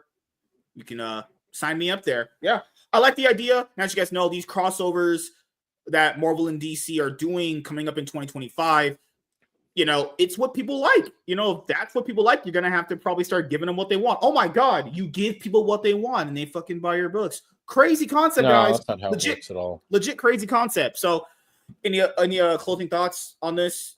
Interested? I mean, it's an interesting idea. I'll see how the first ones play out if I'm interested at all, but you know, I don't know. I do have less faith in Marvel's ability to put out anything worth any kind of while in any way, shape, or form. But you know, the variant cover is going to be through the roof for when he fights. Oh, there's going to be tons of variant covers. I will give Marvel some credit though. Their Holiday, Astonishing Tale, Holiday, whatever crossover that they did wasn't bad. The stories in it were good little holiday stories. I appreciated it. They were nice. The Fantastic Four one was a lot of fun. But you know, it isn't anything that's going to change my stance on how I pick up Marvel's books at all, because their regular line stuff is still all crap. And it's mostly the same with DC. Just because they put out a good holiday cartoon doesn't mean I'm going to show up for the regular series, you know? And that's what I tell people too, is if Marvel and DC aren't doing it for you, why do people never try out Image or Dark Horse or any of the other guys? Like there's plenty of other material out there. I mean, there is stuff out there. The Transformer stuff is the only, and G.I. Joe stuff is probably the only thing that's going to keep me on it. Yeah, Energon is the only thing that I'm probably going to keep up with regularity, and Ultimate Spider-Man, but I still stand by the idea that I know how much Marvel hates Peter Parker, and eventually they're going to fuck that book up. Yeah. But I'll read it until they don't, or until they do. Sign me up for all these crossovers. You guys know I'll be getting them, and I'll be reading them for you guys, because I'm going to be doing consistent solo comic book reviews as I have my stuff coming out. In my Hasbro and Sega announced, an Extra Zero did a video on this on his Transformers channel. Sonic X Transformers crossover toys are dropping. You have to look that up, MSK. You're gonna need to spend money on it. Imagine this. Sonic and Transformer crossover comic books. That could be cool too. Well, I mean, it's gonna be kind of the thing too, where they mash them together like the DC thing. Yeah, I'll drop it in the private chat. Let me look it up. So, as you guys know, moving into 2025, when you're watching this video in 2024, you'll probably see the channel already having this kind of content. I'm going to be working on putting out more consistent content as far as like solo comic book reviews from like the comic books that I do pull. And when this drops, Godzilla versus, I'm just going to be getting all of them. But the one I'm most looking forward to is definitely probably Godzilla versus X-Men, Godzilla versus Avengers. We'll see where that goes, honestly. But yeah, John Romita Jr.'s art is great, and I can look. And also, along with the Sonic and DC video that we did, can't wait to get this crossover started and read some potentially good books. As you guys know, mainstream quality books between Marvel and DC could be very lacking, i.e., Deadpool, Wolverine, WW3, which was utter literal waste of time, dog shite. So thank you guys for checking out this video. If you guys are returning viewers or new viewers, then please consider subscribing to the channel if you have not already. Leave a like on this video if you enjoyed it and comment down below. Also, make sure you guys hit the notification bell. That way you guys can get notified on whenever I upload a brand new video. I'm MSK, aka Master Swag King. We're going to sign out, guys. See you guys later. Deuces. Peace. Oh, right. Let me check this link really quickly. We're going to go into the Last Jedi one. Give me one moment. If the Energon universe does a crossover with Sonic, oh my God. That would be fucking great. I dropped the toys in there, pretty cool. In the private chat. Yeah, they did the Sonic Racers car. They got Tails as the plane. Like, it looks good. No complaints on my part, man. I'm here for it. Whatever they do it, man. I'll probably be getting that for probably at least 2 of my kids, if not all 3 of them. You have kids? How do you have that? How do you have those? By getting married and having a wife and sleeping with her. Oh, I'm hearing crickets again. Those things are disgustingly disturbing to my brain functionality, sir.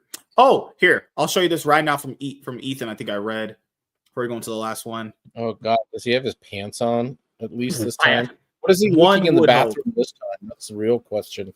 Oh, there's this guy called Comics by Perch. He did a video on like the whole indie comic thing. Michael Bancroft, I know, did a video on indie comics. We'll probably have to at some point EFAP those on one of these, or I'll just EFAP them when I get some free time. As you guys know, I'm always fapping. Give me one moment. Let's see. So, give me one moment. He be Ethan's- fapping. EVS's review of Horseman. Why the fuck would I? Oh my goodness. Yeah. I don't want to see you fap to anything in MSK. Well, that's kind of gay, honestly. That is extremely. Michael is legit. I'm gonna come. I actually don't come because I don't watch porn anymore. I've actually given up. I'm going cold turkey. No more porn. Hated it. Mm-hmm. I am actually just Guys, I'm gay. Okay, technically, okay. Do you watch porn with your wife? Nope. Any hole will do. Okay, maybe that wasn't the best one after that. Maybe that one a little out of context is wild. Just a little bit. Holy shit on a biscuit. Oh, gosh, man. I should have bookmarked it. Oh, my God. Yeah, Ethan was going off on... he claimed that Chuck Dixon didn't write a heroic character in The Horseman. Even though I haven't read it yet, guys, The Horseman is basically essentially Punisher. Well, why would he be moral? Yeah, that's kind of what it seems like, is that he kind of made a Punisher out of him. But I don't know that there's an opinion that Ethan Van Sciver has these days that matters to any, like, who, like,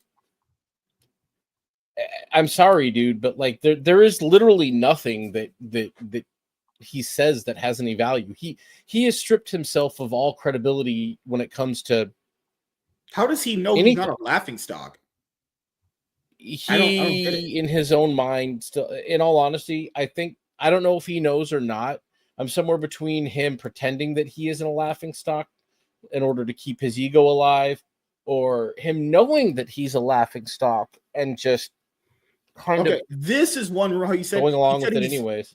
He said he's doing better than Yellow Flash, which is not true because Ethan's Yellow Flash is actually crushing him by 1,000 fucking views a night.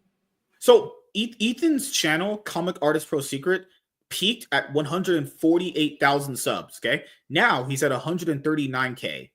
He's actually not doing better because he's constantly losing subs on a mass level. Just saying, that's not doing better on anything. Meanwhile, Yellow Flash's channel has hit 464K subscribers. He let his wife in. He actually just left me. That's crazy. Let's air out the fumes in here from the 3D printer getting pretty strong. Oh, you're fine. But if you left me like my dad, I'd understand. I'm not your father. Oh, fuck. Give me a moment here. He's not out yet. Not yet, technically. Yeah, when he says he's beating. Oh my goodness. Okay, here. Just before we go into the last one, guys, look at this. Who's he beating? Yellow Flash was just 28 minutes. 28 minutes into his show. 2,300 people watching. Let's Ethan's see. Show after 3 hours about interesting topics, and Ethan is 3 trying hours to in. sell a rerun of his shit. That's it. This is the thing, though. I have no doubt that he will get that fulfilled at some point or another because he doesn't have to do anything. He has to do less than nothing. He has to pull up digital files that are 2 decades old or older, 3 decades old, however the fuck old it is, send them off to the printer, which is, again, doesn't take him time or anything, and get a limited run of them printed so he can actually start funding the printing for Rainbow the Brute whenever he actually gets it done. I foresee Rainbow the Brute releasing one of the 3 promised comics by the end this time next year, or actually in 2026. One of the 3 comics promised from Rainbow the Brute will actually release. I'll still be honest. You know how much it costs to get all 3 of those fucking comics from that campaign? Here we go. So I'll ask you. I don't know.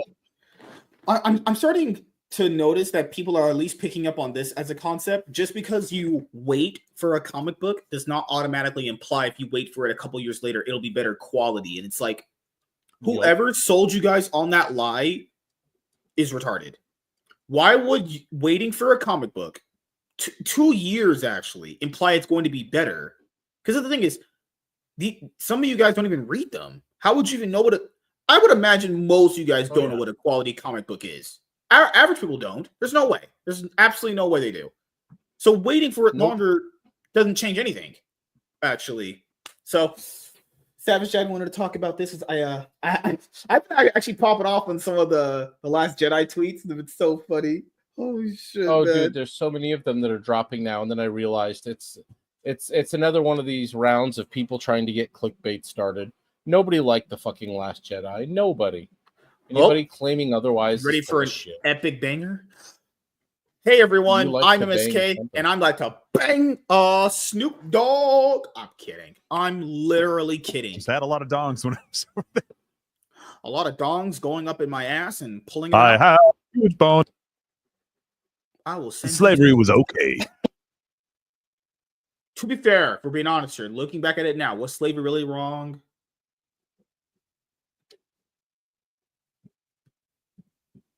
For blacks only. Black people being led by white people end up being a lot better. All right. Where are those crickets coming from? I need to choke them crickets. If we're being honest here, 12 years of slavery wasn't wrong. All right. All right. Now we're done. We're going to make some quality content now. Ugh. Let's go. Let's finish it up. In my butt. All right. Little much. No, I'm not going to lie. Wait, I think I have a master down. I will send you to your mama's butthole. All right. Hey, everyone. I am MSK, a.k.a. In Your Mom's Ass. Oh, my God. Oh! Entertainment. Quality. All right. Okay. I'm getting it now. I'm done. I'm ready for the quality. And all I hear is crickets again. Where are these crickets coming from? Literally, all I hear is habla habla shum in my head when I'm pondering quality. Okay.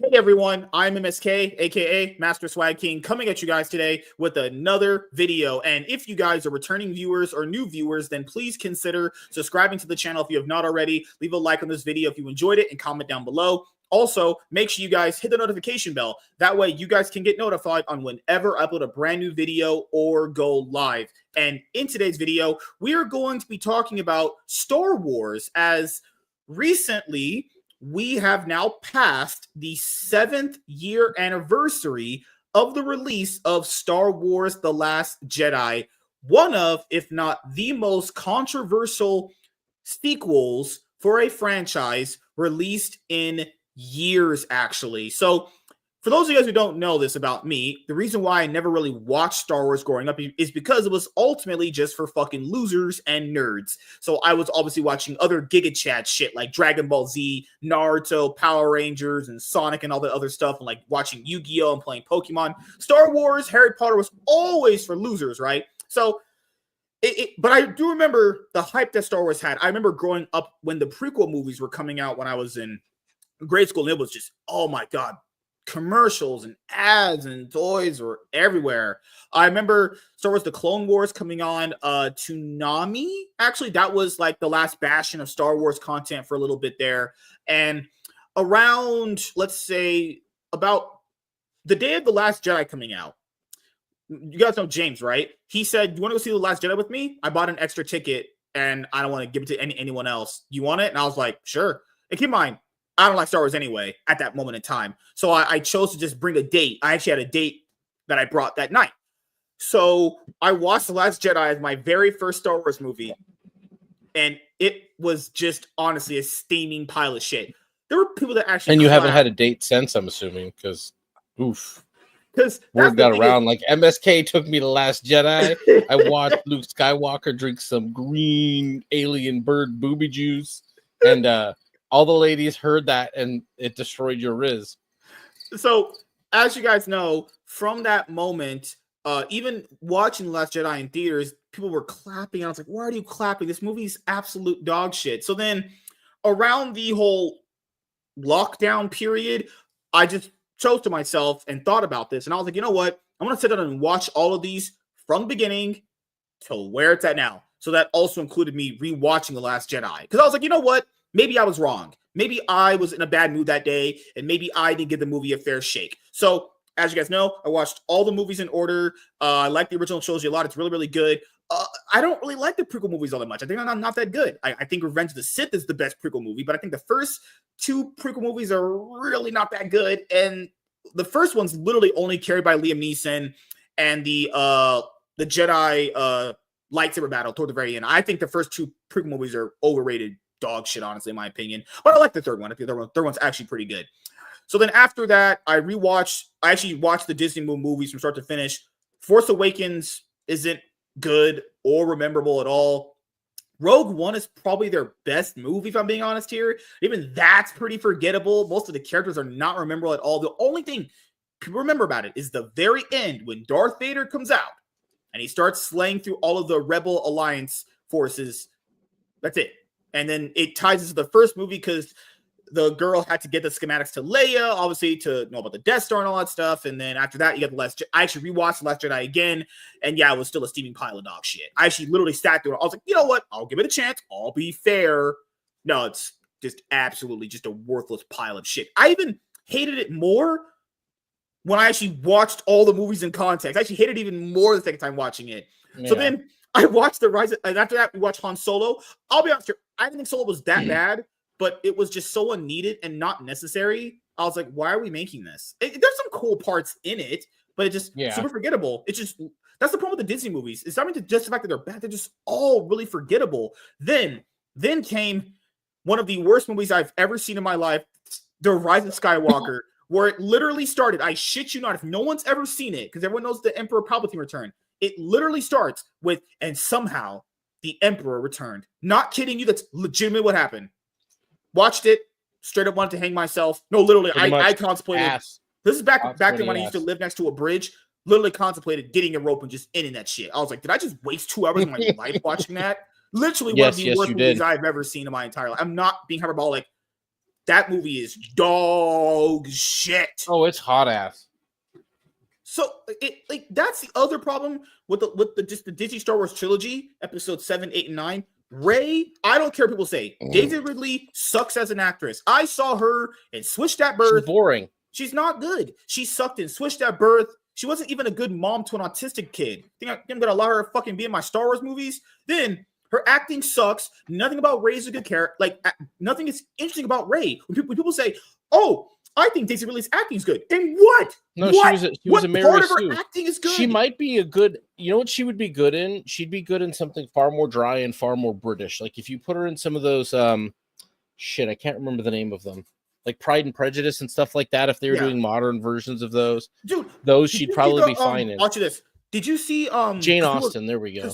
People ask me, did you see her in anything else but The Last Jedi? I just said I saw her in a TV series, Switched at Birth, and I saw her on the Oriental Express movie with Johnny Depp when they had that big no, it's the movie directed by Kenneth Branagh when he's doing Harriel Picoy. Yeah, I liked those. I mean, in all honesty, she wasn't the star of that.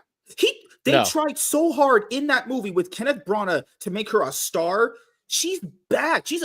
She was forgettable in it. The only guy, the guy who plays Hercule Poirot, who plays that character in a number of other movies, he's good. I liked him. Like they tried so hard in that movie to make her like, hey, give us something here. Yeah, even Johnny Depp. Sorry, they're not going to polish that.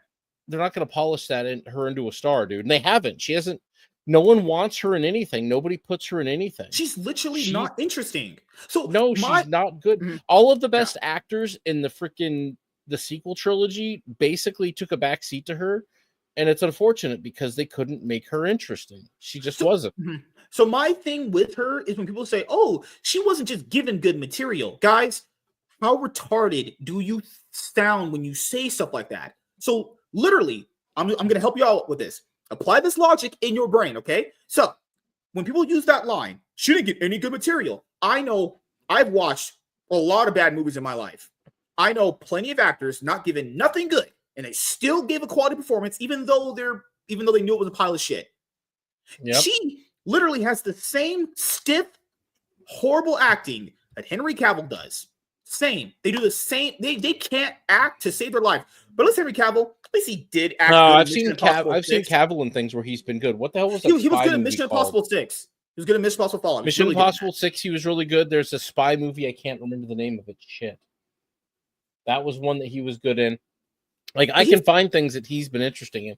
I have this movie in my digital collection, too. What the hell is it called?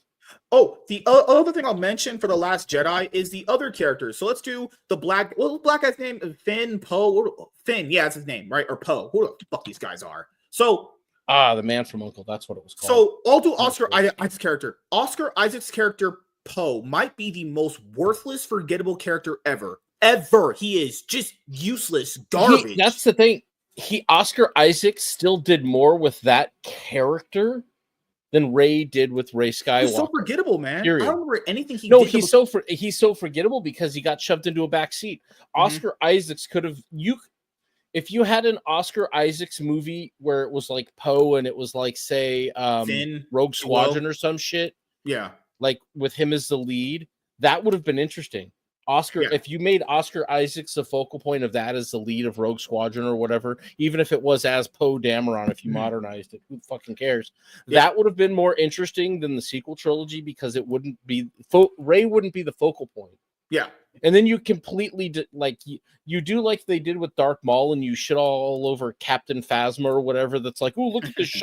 They don't even ever explain the fucking armor. They just throw. Or even let's do Finn's character, the black guy that they censored, even though Disney claims to like black people, yet they censored him for their poster. So Finn, I'm gonna just be honest here. You guys know I don't lie to you. I don't need to. Finn's character sucks too. Finn is only remembered because of a idea that they just completely threw away. Finn's also not interesting. None of them are interesting. If you really look at it, all of them are just ghetto versions of Luke, Han, and Leia. And that's what the sequel trilogy is. It's a ghetto version of the original trilogy. All of them are. Last Jedi is trying to be Empire Strike Back, but literally everything worse. Actually just worse. Rise of Skywalker is trying to be Return of the Jedi. Worse. And the first movie, Force Awakens, is trying to be like the first one. People even said Force Awakens is just a New Hope. Force Awakens was just a New Hope. There was no difference. Worse and forgettable. Yeah, it was just shittier. God, it's so trash. All of it was bad. Like no, it will do this. We know what this is. It's a classic. It is what is modern day creatives. Modern day entertainment is literally rehashing everything that already happened before because the creatives have run out of creative ideas. They don't have any new ideas to tell. Another thing I'll say reason why Disney also failed when it came to The Force Awakens when I first watched it is because you know me, man, and you know as well as I do, average people are retarded. You know that, right? Average people, when the Star Wars movies were over, after episode 3 was over, you know average people didn't know there were books out there or comics, right? I'm not saying the comics are bad. I know people love the comics out there too, and some of the things I've read are really, really good. So I'm not saying the EU was bad. I'm not saying the comics are bad. But the average person did not know there were books and comics based around Star Wars. So they're going only off movies here. So right when you have The Force Awakens, they had a perfect opportunity to show you an immense like flashback of like, okay, this is what happened. This is why the universe ends up the way it is. They do nothing. They just kind of do that little stupid gay writing texting they do at every movie. It's like, oh, the Empire, blah, blah, blah. It's like, wait. How do we get from Return of the Jedi to this? You wouldn't know. So Disney just absolutely sucked complete ass on this trilogy. And as you guys know, since we're doing this video, this is the anniversary week of The Last Jedi. So it was posted on Twitter. 7 years after its release, Star Wars The Last Jedi continues to polarize fans and critics alike. Detractors argue that the film's narrative is disjointed and its subversion of expectations feels unearned, which is true. Labeling it as the franchise's weakest entry. Now, I would say The Rise of Skywalker is worse, and I'll go over that later. I think this is the second worst. On the other hand, supporters celebrate its innovative storytelling, emotional resonance, and originality. All that is not a thing in the movie. Often citing it as the best film in the sequel trilogy, the film's divisive reception has sparked ongoing debates about its place within the Star Wars saga, with some believing that The Rise of Skywalker was crafted in response to the criticism of The Last Jedi, and it was crafted like absolute dog shit.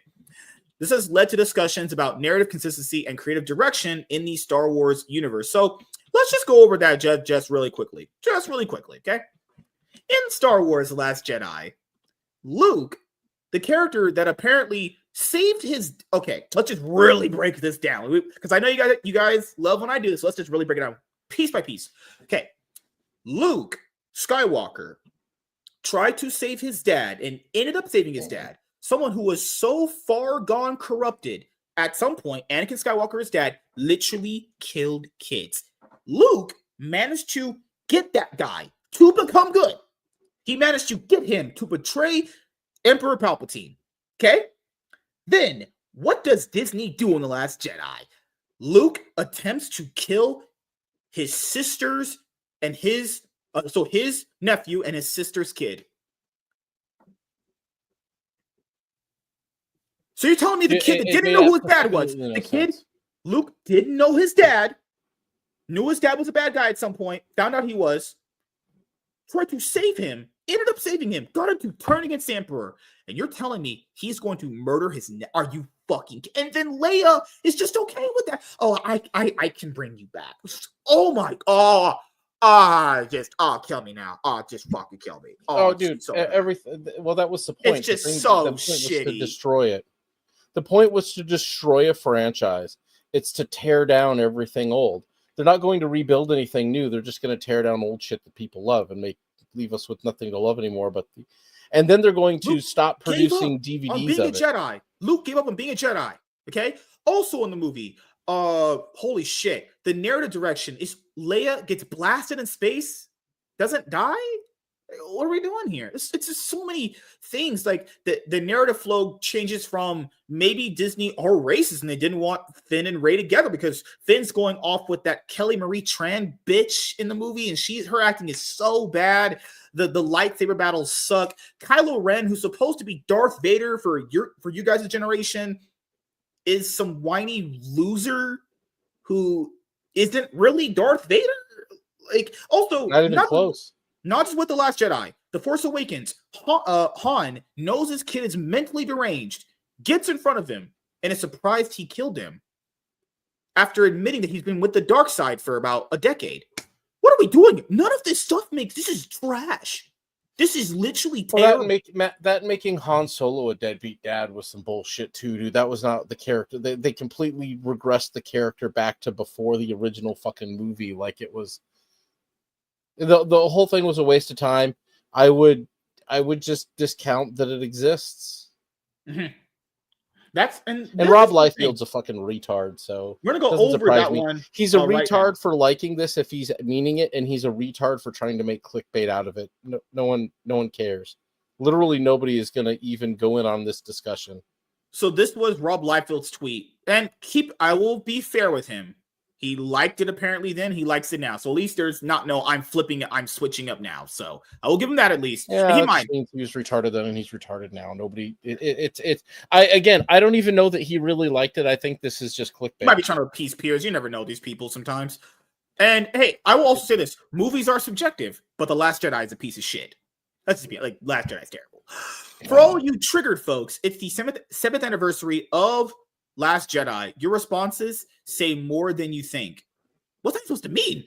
A lot of people that were invested in this franchise, potentially since the first movie began in theaters, watched it, had their kids watch Star Wars, obviously throughout the years with the prequels eventually coming out and the Disney movies. And everyone, and a lot of people that I know, hate The Last Jedi. It's not a good movie. Okay? Now, does the internet blow things out of proportion? Sure. But ask yourself this. Have you met someone in real life that's actually liked The Last Jedi?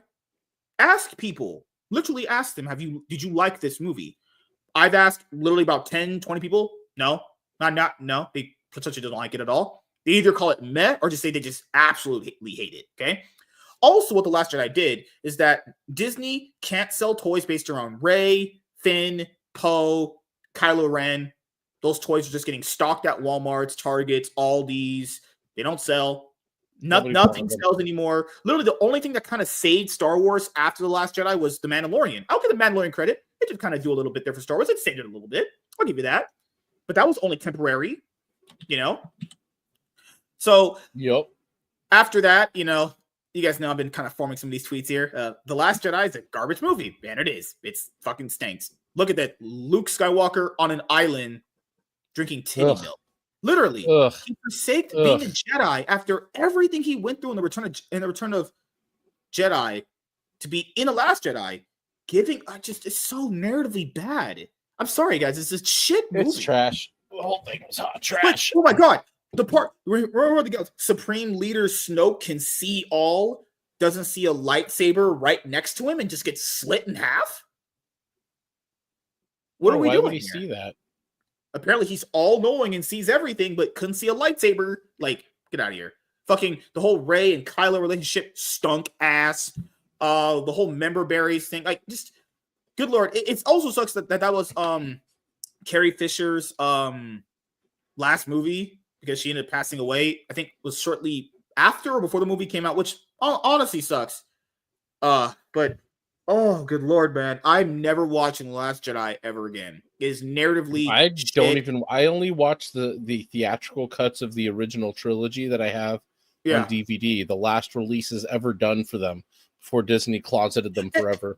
Mark Hamill was agreeing with the fans with what they were saying. Remember, he was at one of the interviews, and he was like, "Hey, I told Ryan Johnson. Was Ryan Johnson? Yeah, it was Ryan Johnson who directed The Last Jedi, right? JJ? Yeah, yep. Got it right. So it was Ryan Johnson who directed The Last Jedi. I remember Mark Hamill in an interview. He was like, "Hey, think of the fans." Mark, he said this. It was an interview. You can find it. But no, Ryan Johnson. I think Ryan Johnson can make good movies. I've liked movies he's made. Just not, I don't know why he was such a prick with Star Wars. It's like that was the clear indicator movie to show you that Hollywood doesn't care about your beloved franchises, and they'll just take a literal shit on them. No, it was clear to show that they're actively pissed at their fans and they hate you and they want to destroy the things you like. Mostly because they can't make the things they think they want to make because nobody will watch them. And they want to try to leave you with nothing else, but it's just people are going to stop watching it altogether. They'll find other shit to do. Another thing that the reason why the sequel trilogy failed, because we're going to celebrate, I guess, the Rise of Skywalker's fucking anniversary next year. They never had Luke, Han, and Leia on screen together for this sequel trilogy. Nope. Completely huge. Of course not. That's giving the fans what they want. Dude, I watch so much less fucking TV these days than I ever have in my life. Mm-hmm. There's just nothing to watch. And it's the same with the movies. I go to the movies less than I ever have in my life. The last 5 years, until this past Christmas, I haven't had Netflix turned on for like 2 years. Oh, let's keep in mind. When we kind of circle back to Rey, okay, so in the first movie, I could somewhat agree to a little extent. She was kind of like the fish out of water, trying to do something there, okay? But I don't agree with that, but for argument's sake, I will use it. In The Last Jedi, she didn't do anything. All she did was just run around, get carried throughout the movie, get told what to do. If she's going to be some leader, she's apparently got trained by Luke. She got apparently trained by Luke, and she's still losing to Kylo Ren. Like, she's still not facing him? Like, it's just a jumbled mess of a movie. Why does she get to be the lead? I'm not saying it's because she's a woman. I think people would respect a woman being there if she was a competently made character. She's not. Yeah, well, that's the thing. She didn't earn anything. There's nothing interesting about her. And then they explain why she's so obscenely powerful, as if to excuse the Mary Sue-ness, because she's a fucking clone of a child of the Emperor clone or some other. Like, it was such a contrived, retarded excuse that. Yeah. But this would, this perfectly explains why nothing Rob Liefeld ever created as far as from a writing standpoint ever actually succeeded, like Youngblood and anything else that he did. It all failed. One, because he could never be on time, but two, the characters were never interesting. They were shallow as fuck. They had no depth, and that's why he would like some crap story like fucking Last of the Jedi. He's not a good writer, and he doesn't have good taste in good stories at all, period.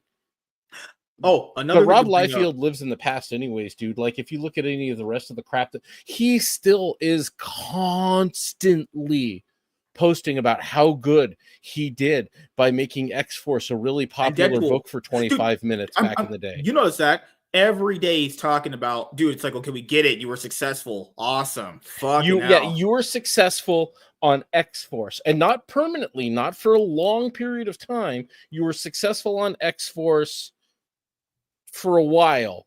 But how long was he really on that book? I don't even remember. How many issues did he really write on that book? Let me go and look here. Where's my mouse? The other thing I wanted to bring up with The Last Jedi is the final part of the movie where the disrespect to Luke Skywalker's character. So Luke is this old, not powerful Jedi anymore for some reason.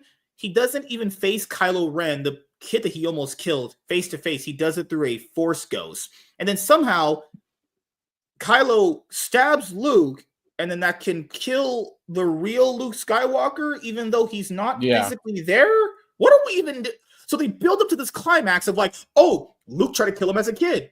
So that also paints Luke as a bad guy. He almost killed a kid, right? So that makes him no different than his dad. They literally made him no different than his dad. That's what people don't like. That's what people love to hate Anakin, is the whole killing the kid thing, right? So then they built this narrative up that, oh, it's Luke. He's gonna end up having to face his demons with Kylo Ren. Well, wouldn't you be on Kylo Ren's side?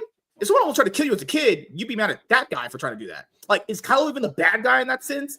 Like, what are we even doing here? What level of logic is this movie?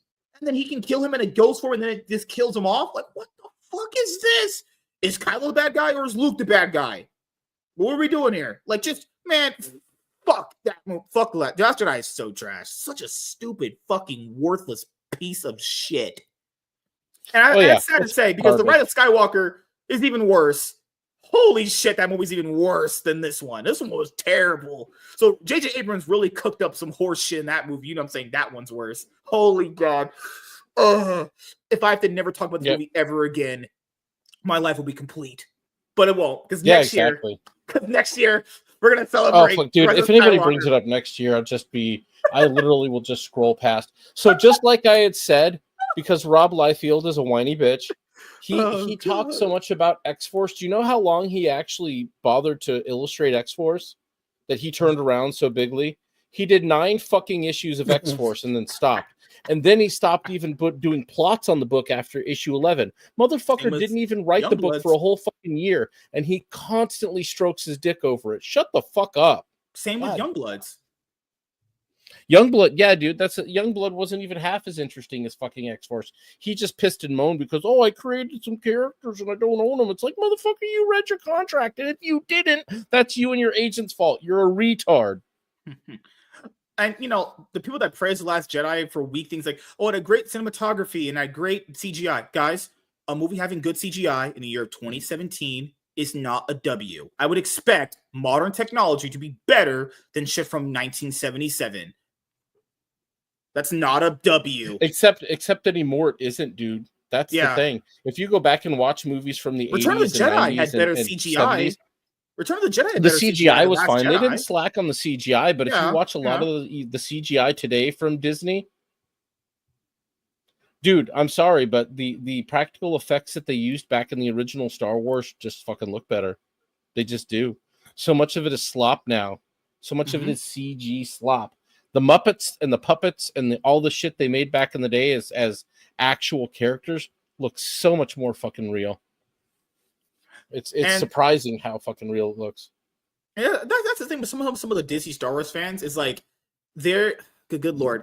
I'll say this, and I do joke around with this. If you do like the movie, like I think Nate doesn't hate it as much as we do. That's fine. That's completely fine. But the thing here with that is that movie, I guess you could say, is the ultimate barrier of agree to disagree kind of things. If someone does like it, I'm not saying to be a complete asshole to somebody if they like it, but on Twitter, it's not like that. Okay, on Twitter, people go, "Oh, you just didn't understand the complexities that Ryan Johnson wrote." Like, yes, we did. He's terrible.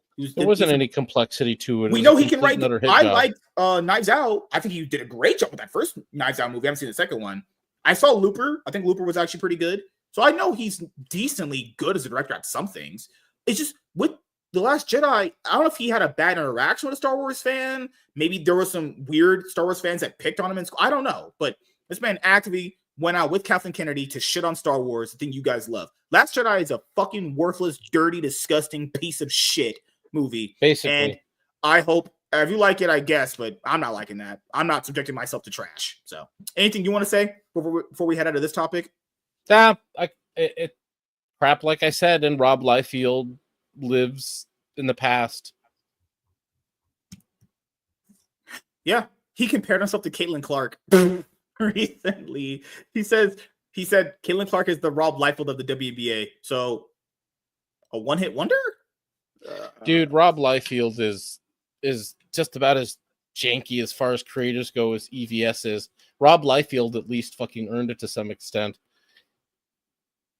All right. So thank you guys for checking out this video. If you guys are returning viewers or new viewers, then please consider subscribing to the channel if you have not already. Leave a like on this video if you enjoyed it and comment down below. Also, make sure you guys hit the notification bell. That way you guys can get notified on whenever I upload a brand new video or go live. I'm MSK, aka Master Swag King.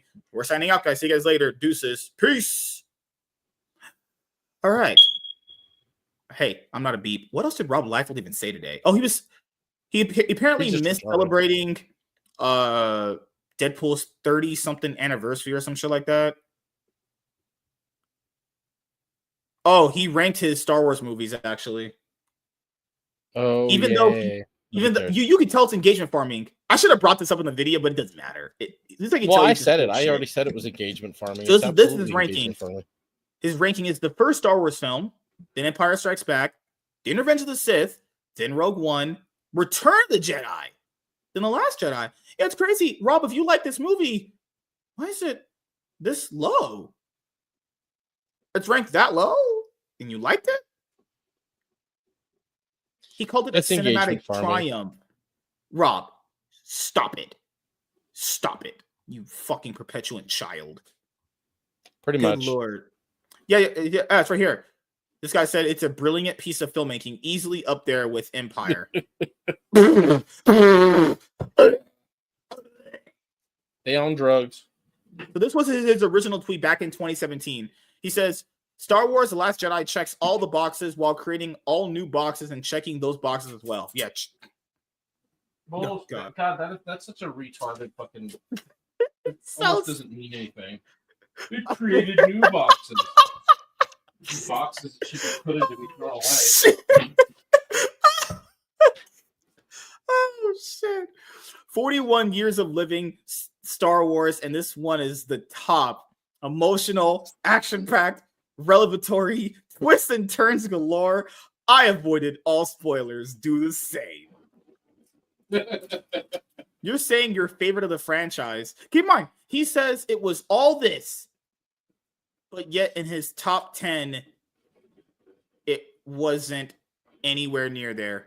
Barely right.